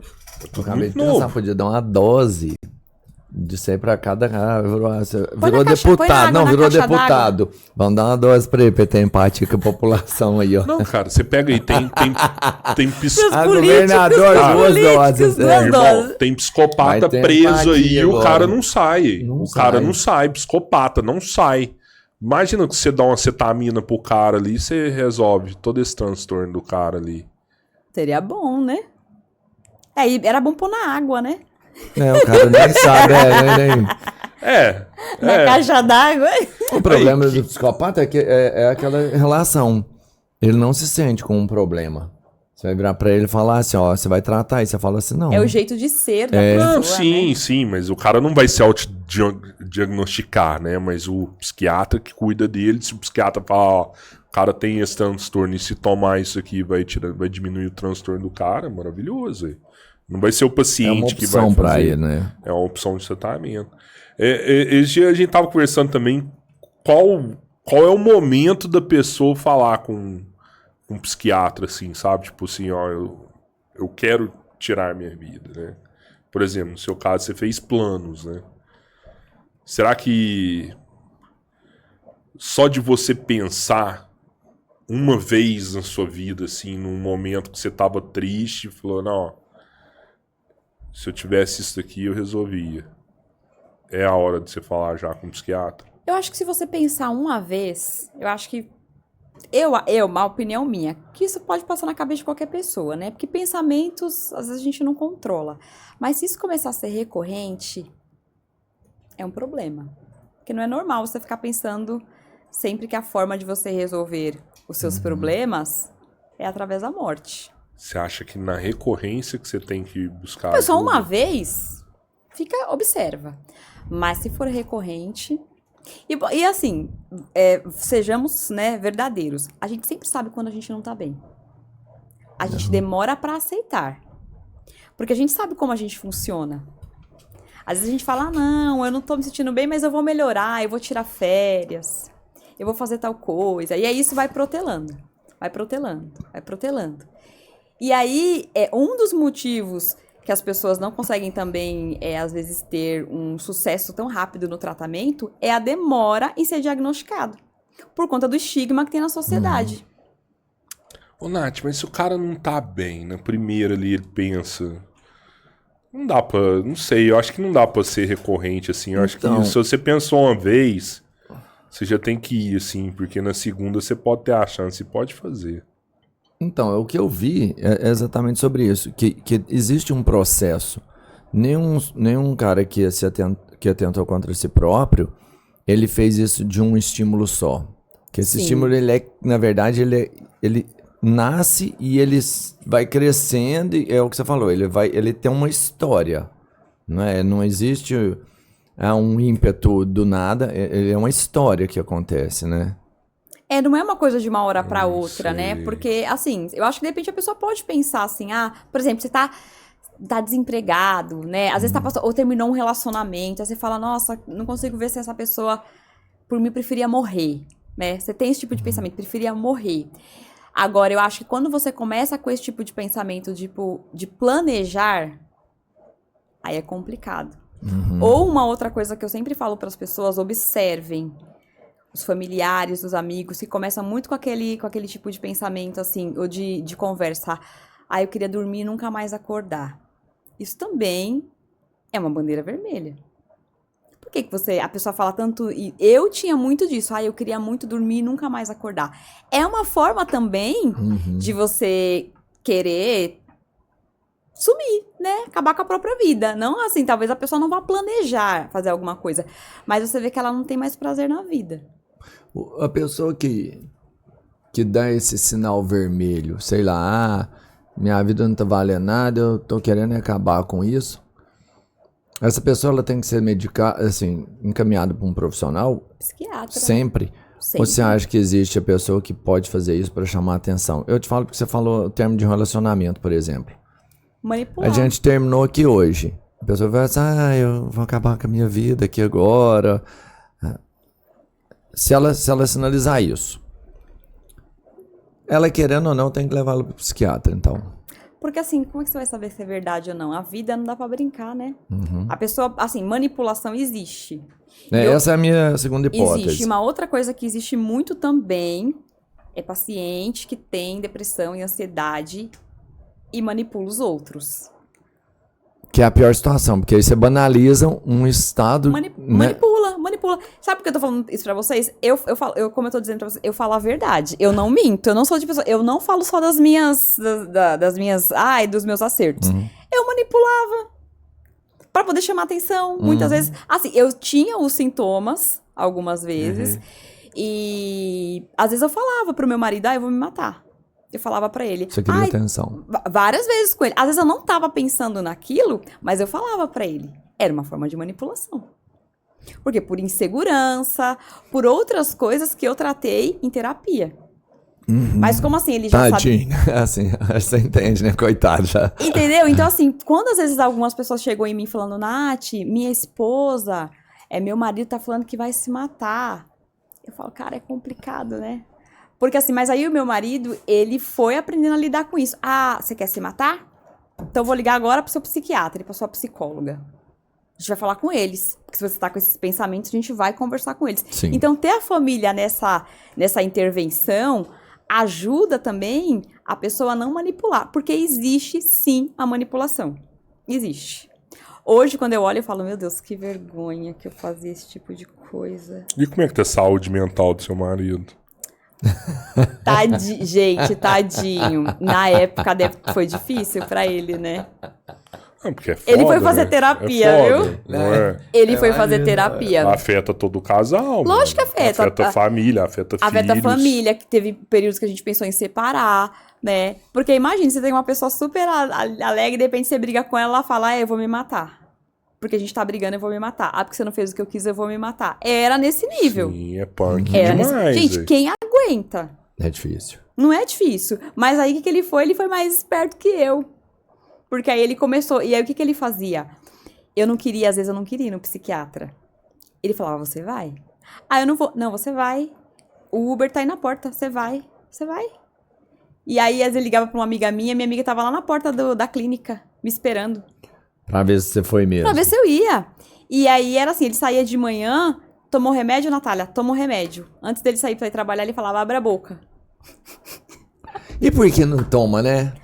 Porque, primeiro, sei lá, às vezes eu esquecia, às vezes, sei lá... Não, eu esquecia mesmo. Isso aí não era lá, às vezes eu ficava meia, não. sabe? E ele falava, não. Eu falava, eu não vou fazer terapia. Ele, você vai fazer terapia sim. Aí ele começava a me ligar. Natália, atende. Levanta, você vai fazer terapia. É online. Ah, mas eu não quero. Não, mas você vai fazer. Então, às vezes, a gente precisa de alguém que faça essa intervenção. Sacode. Tipo, pera um pouquinho, você tá doente, vamos fazer. Então, a gente precisa disso. De alguém que... o papel da família é importante nesse momento. E eu agradeço muito ele por ter... Hoje ele fala, você é meu orgulho. 10 anos de casada agora... Ele fala, você é meu orgulho. Mas ele teve que fazer esse papel. Até hoje é engraçado... que ele manda às vezes mensagem pra mim, toma um remédio, Natalinha? Eu falo, também. Por quê, né? Ele sabe que se eu não estiver bem, afeta a saúde mental dele. Muito, né? Como, gente? A doença é assim, ela não é transmissível, mas ela é transmitida.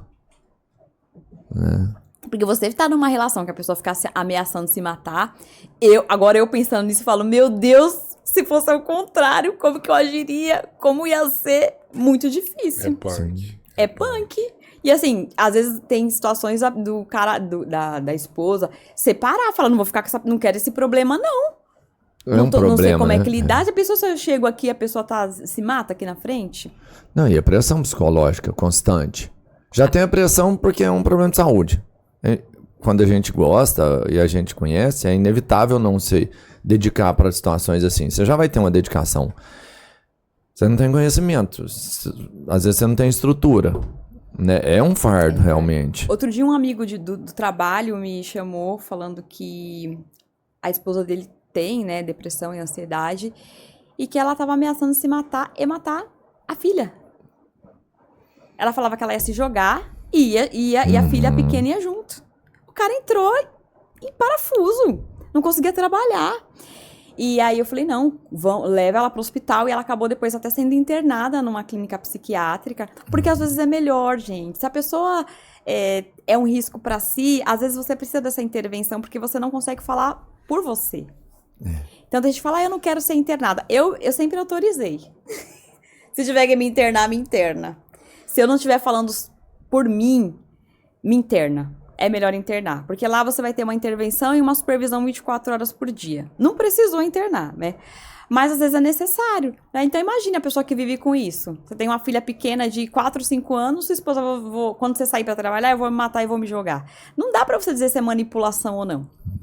Como que você vai? E como que você fica, né? Cara, eu acho que nesse nível, assim, deve causar um dano irreparável, assim, na pessoa, assim, sabe? É como se eu tivesse uma porta na minha cabeça que você acabou de abrir ela. Ela tava fechadinha. Mas você falou isso aí, você abriu ela assim e não fecha mais. Eu vou ficar maluco. Fica maluco. Eterno. Preocupação eterna. Então, assim, a intervenção é importante, né? Esse papel da família de falar, olha, pera um pouquinho, vou aqui, vamos fazer. E eu fui aprendendo isso, já fiz até essas intervenções que eu falo com a minha família. Teve uma época que a minha mãe tava mal. Não tava deixando ninguém em paz, com crise de ansiedade, indo pro hospital. E não queria passar no médico. Essa resistência, não vou passar no psiquiatra, porque eu não sou louca. Eu só tô com falta de ar e tal. Falei, pera um pouquinho, mãe. Amanhã, 2 horas, marquei psiquiatra. A psiquiatra vai te ligar e todas as quinta-feiras você vai fazer terapia a tal horário. Eu não quero. Não, você vai. Óbvio que você vai ver a rotina de cada família, né? Porque tem família que às vezes você não consegue. Mas a minha família foi possível. Conversei com meu pai e falei, pai, você vai ser o responsável por dar o remédio pra mãe, tá? Gente, 6 meses de tratamento, minha mãe virou outra pessoa. A gente ia deixar até quando? Enlouquecer a família inteira? Porque ela mora em Minas. Aí ligava pra mim aqui, aí ligava pro meu irmão, aí ligava pra todo mundo, aí todo mundo desesperado. Então, às vezes, pela sua paz de espírito, às vezes tem que fazer isso, intervir. Mas seu pai ainda teve sorte, porque ele teve voz ativa. Porque eu vivo de uma proximidade com um casal que é assim, a mulher tem que tomar o remédio, a gente deixa incumbido, tipo assim, ó, pro marido você vai dar uma medicação. Ele vai dar a medicação, vai, você não me manda não vou tomar, sai pra lá. Aí vira briga, ele pra não ter esse conflito, sabe, pessoal, não acaba não conseguindo. E esse é o problema, a pessoa não se enxergar com uma doença. Tem que entender e aceitar o diagnóstico. A primeira pessoa que precisa aceitar o diagnóstico é o paciente. A primeira pessoa. Porque se você aceita, pra mim acho que foi muito importante. Quando eu aceitei, que eu comecei a ler vários livros da doutora Ana Beatriz Barbosa, aquela psiquiatra, eu li todos. Eu comecei a ler porque eu falava, gente, isso aqui não é da minha cabeça, o que eu tô sentindo é real. E eu comecei a ler todos os livros dela na época que eu tava em crise. E aí foi o que me fez entender. Não, gente, o que eu tenho é real. Então, independente do que as pessoas falarem pra mim, ninguém vai conseguir desabonar o que eu sei que é verdadeiro que eu tô sentindo. Então, eu aceitei, abracei ali a minha doença e falei, eu preciso buscar formas de me tratar. E tem fim o tratamento? Então, a depressão, falando sobre depressão, ela é uma doença crônica. Então, se você teve um quadro uma vez, a possibilidade de você ter outros é muito grande. Então, você vai ter que ficar sempre preparado. Pode ser que você tenha 1, 2 na sua vida, mas é uma coisa que hoje, o que a ciência diz é que não tem cura, tem remissão. Como aconteceu, por exemplo, comigo. Eu fiquei 2 anos sem ter crise e sem tomar remédio. Dentro desse período, que foi de 2021 a 2023. Eu fiquei... Algo que eu acredito também que ajudou muito foi a atividade física. E aí o psiquiatra te deu alta. Você faz o desmame, tem o período que você não pode parar de tomar medicação por conta. Gente, não para de tomar medicação por conta. É muita irresponsabilidade. Piora, né? Piora, porque assim, a medicação, ela trabalha no teu cérebro, vamos pensar numa esteira dos brownies aí do Luiz, né? Tem a esteira, então a esteirinha tá ali. Se você parar de tomar a medicação, é como se alguém tivesse apertado o botão da esteira de parar e ela tá numa velocidade ali, o que vai acontecer? Vai um brownie em cima do outro. Então, você vai ter uma bagunça com os seus neurotransmissores, por isso que existe o desmame, que você vai parando aos poucos. Então, aos pouquinhos que você vai parando. Então, é possível sim. Eu fiquei 2 anos muito bem. Muito bem. E aí, o ano passado, mais ou menos em junho, eu comecei a ter crises de novo. E aí, o que eu fiz? Eu ainda fiquei umas 3 semanas protelando. E aí, eu falei, gente, eu falo sobre saúde mental. E tô aqui, sofrendo, e não vou no médico. Aí, voltei na psiquiatra. Ela falou, você não tá começando do zero. Porque a gente já sabe qual medicação você responde, você já sabe o caminho para poder ficar bem. E aí, voltei a tomar a medicação e estou tomando atualmente. Falou de atividade física, você faz o quê? Eu faço musculação. Ah, tá. Mas a gente fala, independente do que a pessoa faça, qualquer atividade física. Não, era só curiosidade mesmo. Falei, eu sou apaixonada por musculação. Vai que você falou que fazia meditação, eu falei, pô, vai que sei lá, que ela faz yoga, triatlon, alguma coisa muito louca também. E é engraçado que a musculação, pra mim, é um momento que a minha mente silencia. Totalmente. Assim, eu tenho a minha interação com os meus amigos na academia e tudo mais, mas na hora que eu tô fazendo exercício ali, eu coloco meu fone, eu não consigo pensar em outra coisa, a não ser que eu preciso me concentrar no que eu tô fazendo. O que é importante, porque eu não tem posso uma deixar carga, aquele peso cair em cima de mim. Então você tem a consciência corporal, então isso é uma espécie de meditação, né? Muito. De atenção plena naquilo que você tá fazendo. Então, assim, hoje em dia eu falo, gente, eu tenho que treinar. Eu tenho que treinar. E eu sinto que o que eu tinha com a comida, eu transferi para atividade física. Bom, pelo menos foi positivo, né? Não, foi uma troca, pô, excelente. Ótimo. Troca, né? Você fez uma... Mas tudo também você precisa ter um meio termo e uma balança. Porque, assim, já chegou a época do treinar de segunda a segunda e, assim, ficar machucada e continuar treinando, porque se eu não fosse, ia surtar. Né? Principalmente no período de crise. Às vezes eu acordava chorando. Ai, não quero sair de casa. Não, mas eu vou pra academia. Me forçava. Chegava na academia, quando eu saía de lá, era outra pessoa. Toda feliz. Meu dia mudava totalmente. Então também tem que ter um equilíbrio. Né? Então hoje eu treino 5 vezes por semana. Que tá bom. Não preciso treinar 7, porque eu não sou atleta de bodybuilder nem nada, então não preciso. Mas é uma coisa que ajuda muito na saúde mental. Muito, muito, muito. Demora pra você pegar gosto. Muito, você acha uma chatice no começo, mas depois você pega o gosto. E aí você fala, ai, que delícia. Depois que é prazeroso e vira rotina, é mais fácil, né? Mas eu acho que pra quem tem depressão é muito mais difícil ir pra academia, assim. É muito mais difícil, mas depois que você consegue enxergar os benefícios, você vai. E vou te falar uma coisa, na academia, eu tenho muitos amigos que são atletas de alto rendimento. Muitos deles têm depressão e ansiedade. Em níveis gravíssimos. Eu tenho uma amiga que ela tá treinando, tá se preparando pra participar desses campeonatos, né, de bodybuilder. E ela tem transtorno borderline. Transtorno borderline é um transtorno pesado. E assim, tem dias que ela tá assim, ela tá super estressada, ela tá super nervosa, ela chora. E às vezes ela tá treinando chorando. Mas é por conta dos hormônios, não? Então, agora ela tá, acho que tá tomando algumas coisinhas lá, né? O suco, tá Os tomando venenos. suco. Mas antes do suco, ela já tinha isso. E assim, na academia, todo mundo que eu converso, como todo mundo sabe que eu sou influencer, eu falo, gente, quem nessa academia não toma remédio? Todo mundo toma. Então, assim, essa questão também de achar que a pessoa pratica atividade física, que ela não vai ter algum problema de saúde mental, né? É errado, né? Tem educador físico, personal que tem depressão e ansiedade. Eu tinha um amigo meu que tomou trembolona que ele falou, cara, eu nunca mais chego perto. Porque depois que eu tomei a trembolona, assim, me deu um vazio no peito. Eu comecei a não achar graça em mais nada.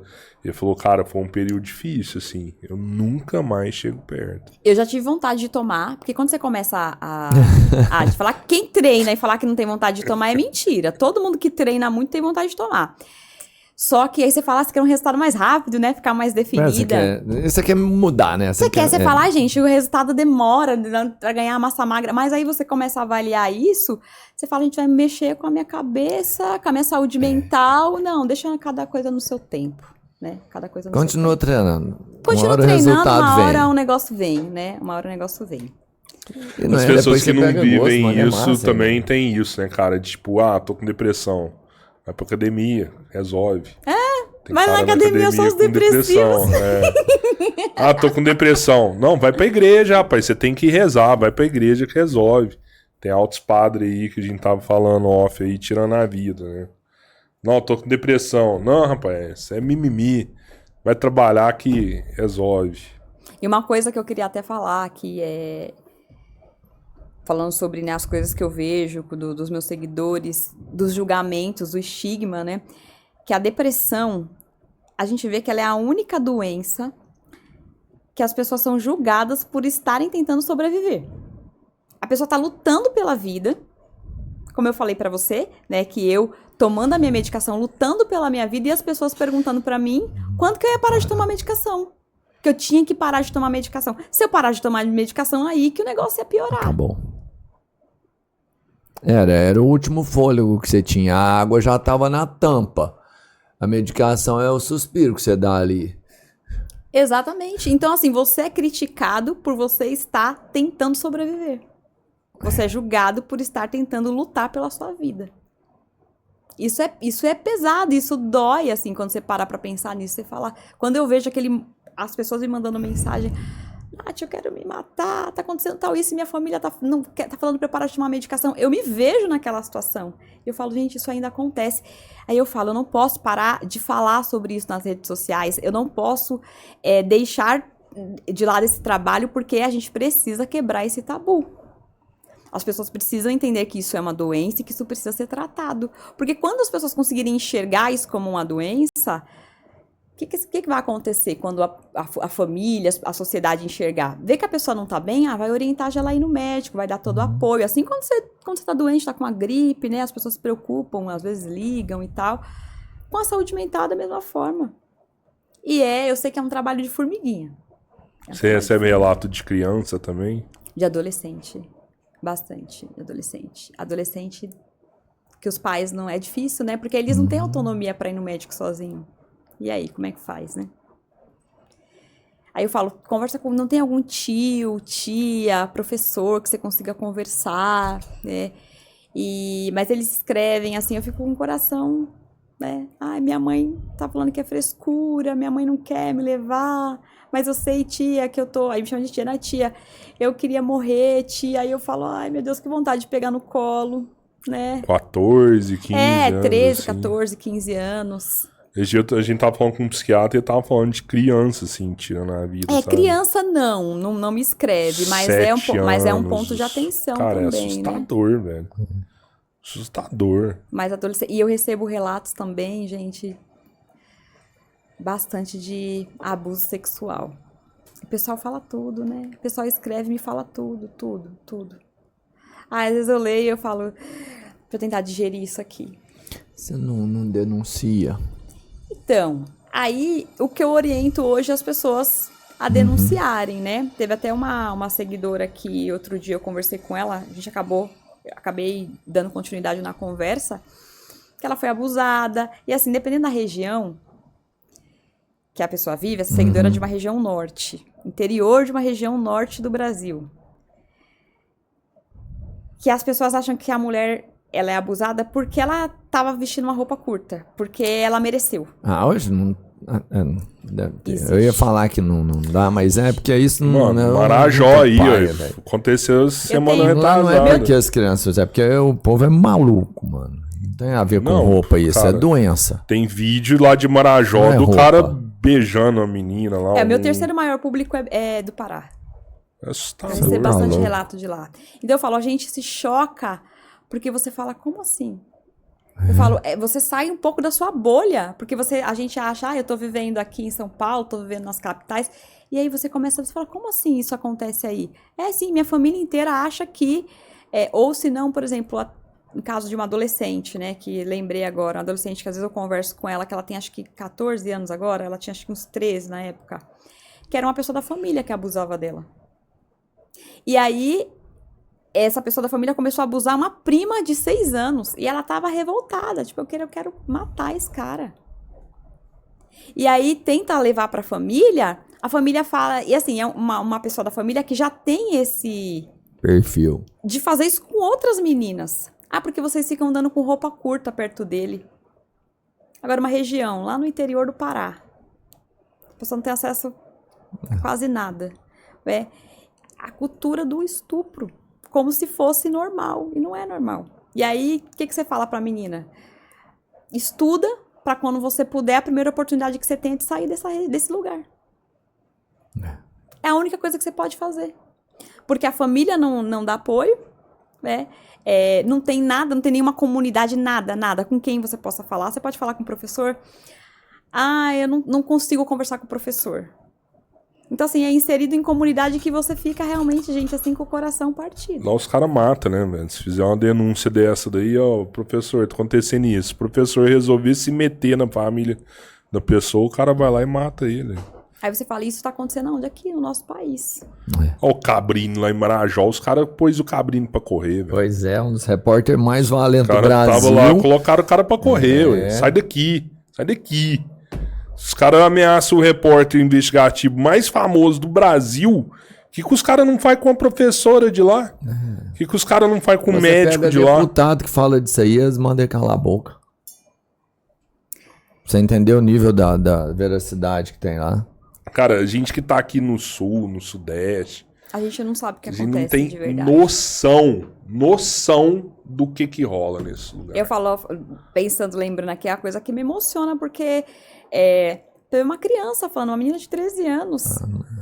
Sabe, eu falo, a vontade que eu tenho é de pegar, assim, de falar, ai meu Deus, tem idade pra ser minha filha, eu tenho 35. Tem idade pra ser minha filha.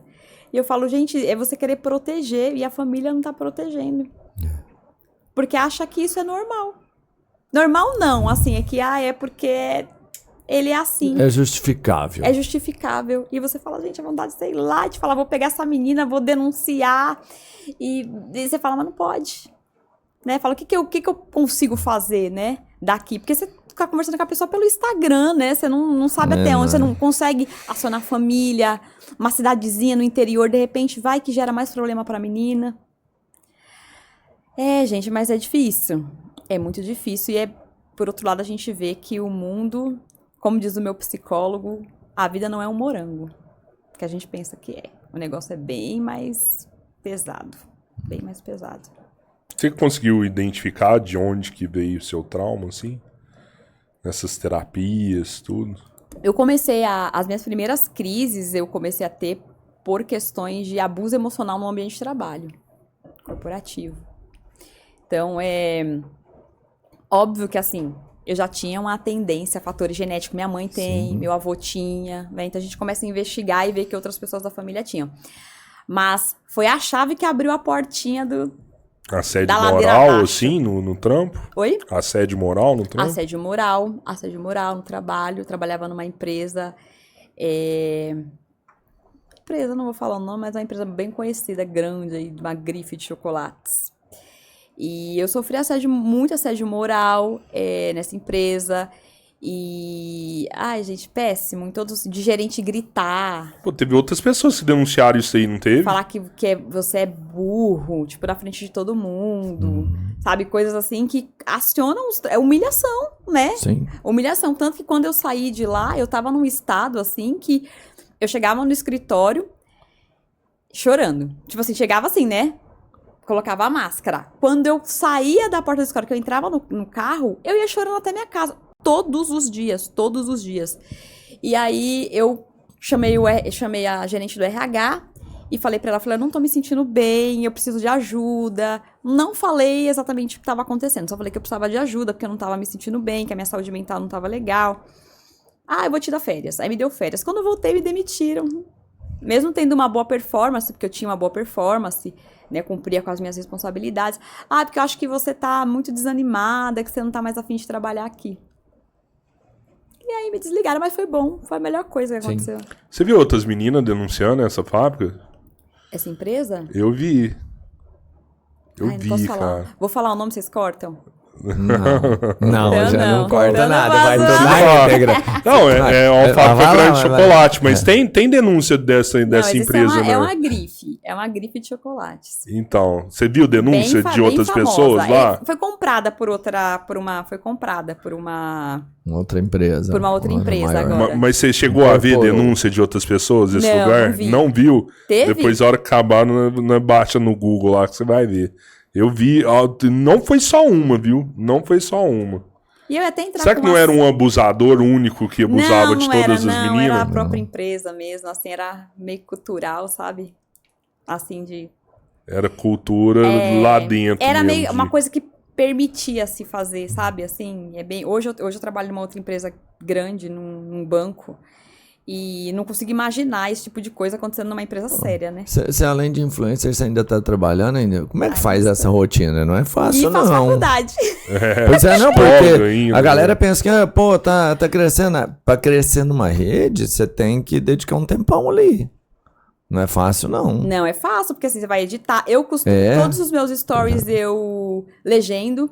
Uhum. Eu comecei a legendar porque eu descobri que tava crescendo o meu público de seguidores que são surdos. Que legal. E aí eu comecei a legendar algumas vezes, e aí um começou a passar pro outro, e passar pro outro, e passar pro outro. Ai, Nath, por favor, continua legendando que eu sou surda. Por favor, por favor, por favor. Porque no Instagram não é automático, no TikTok é. Uhum. No Instagram não. E aí agora, todos os stories que eu posto, todos eu legendo. vi. Eles falam, ai, não só escreve, não legenda, porque a gente quer saber exatamente o que você tá falando. Então, dá muito trabalho. Apesar de ter um aplicativo, você olha, você vê se tem algum errinho, porque o aplicativo ele... não entende. Então, assim, quem olha pra esse público, né? Eles também merecem as informações. Claro. Então, eu legendo tudo bonitinho lá pra eles. Que legal. Dá um trabalhinho, mas assim, é trabalhoso, mas é uma coisa que me dá muito prazer.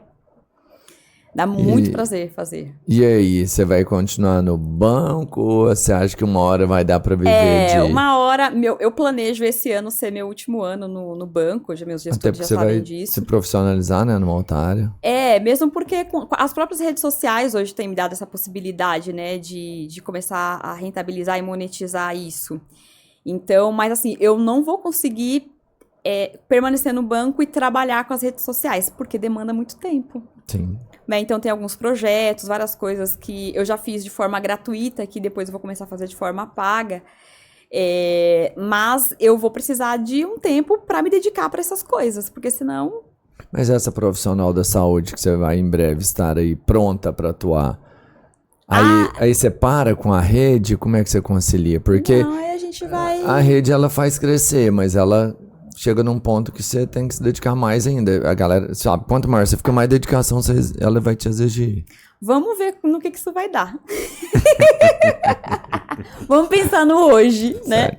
Vamos pensar no hoje. Não vamos ficar ansiosos. Não vamos ficar ansiosos. Quero aproveitar aqui e falar sobre o evento que eu vou. Eu tô aqui.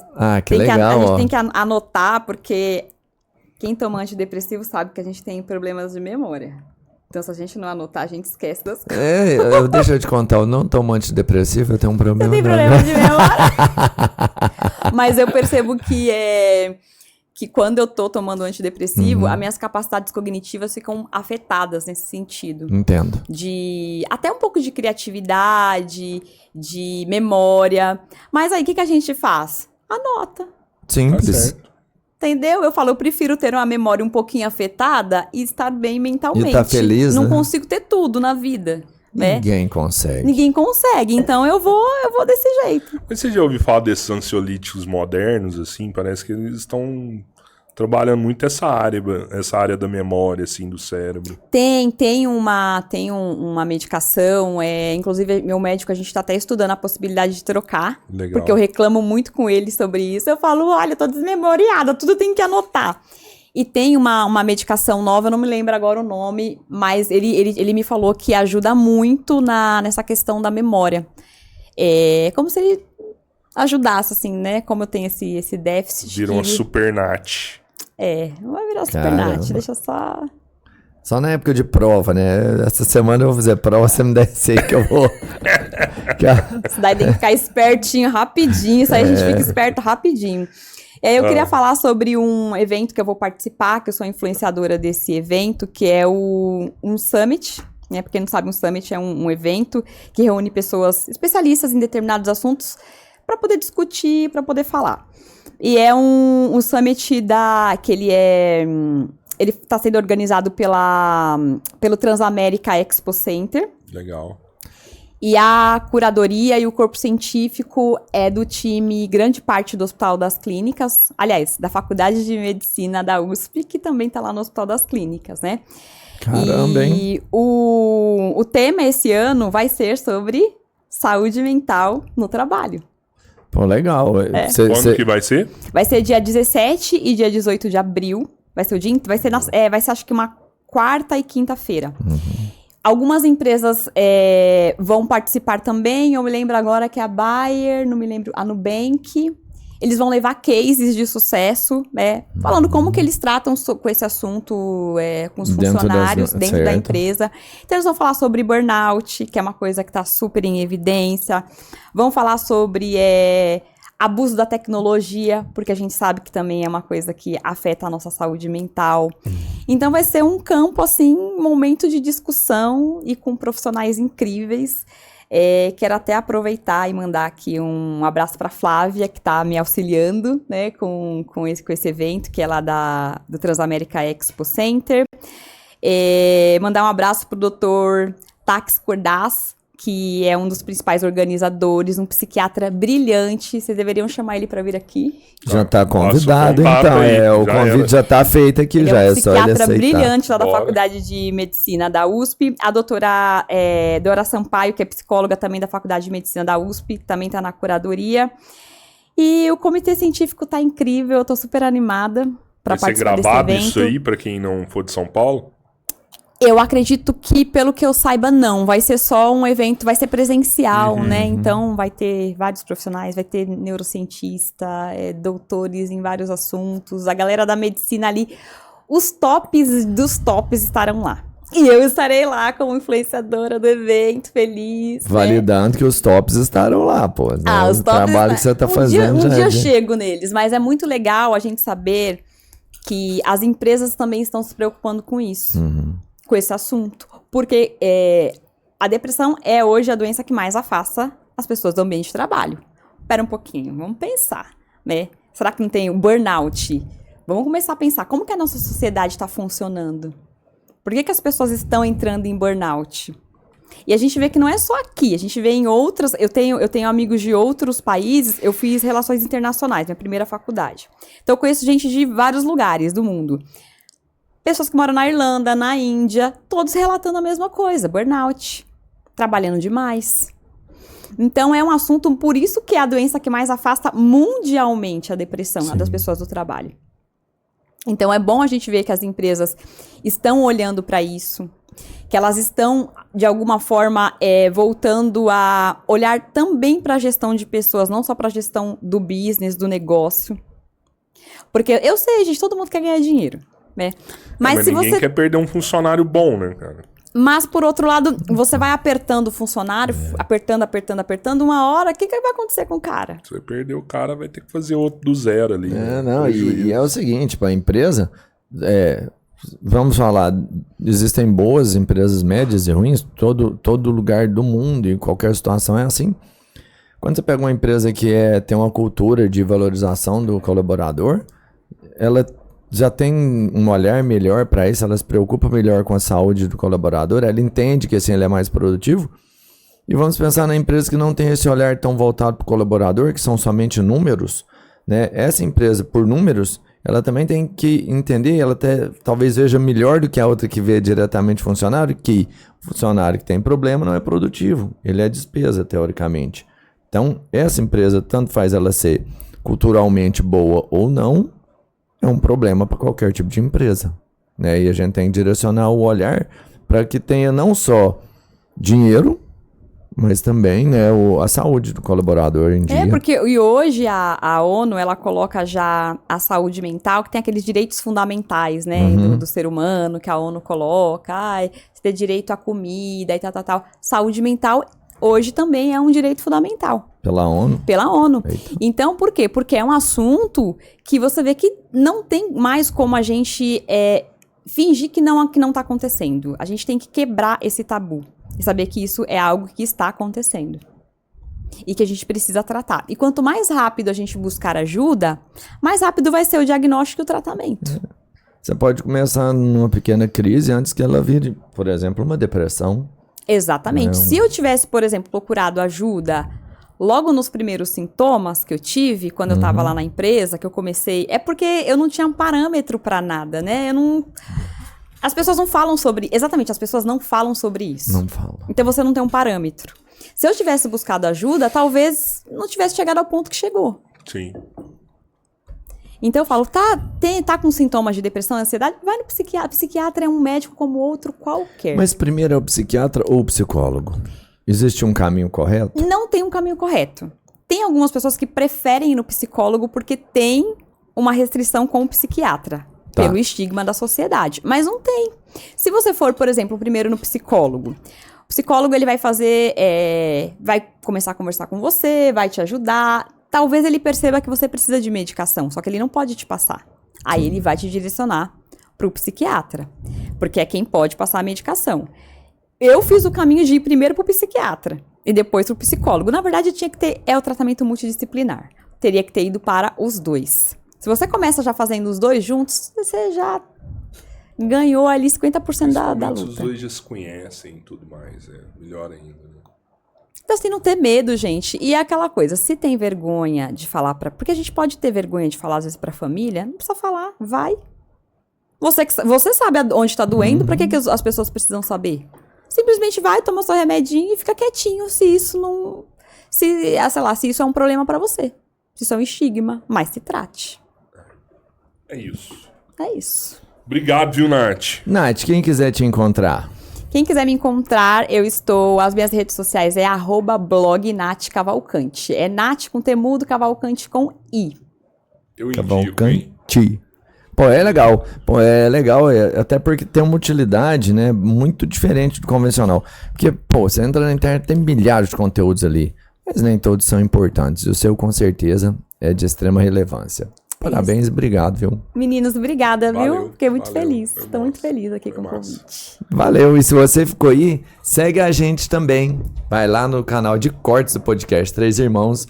Se puder, segue a gente também no Kawaii, TikTok, Instagram, Facebook, no Spotify. E tão importante quanto nos ver é que você use aqueles botõezinhos que a gente tem ali para dar like, para ser um inscrito, para ser um membro. A gente precisa muito que você, além de ver, que já é muito legal, a gente fica feliz com isso, mas que você também seja uma pessoa ativa nas nossas redes. Valeu, galera. Valeu, flui! Até mais.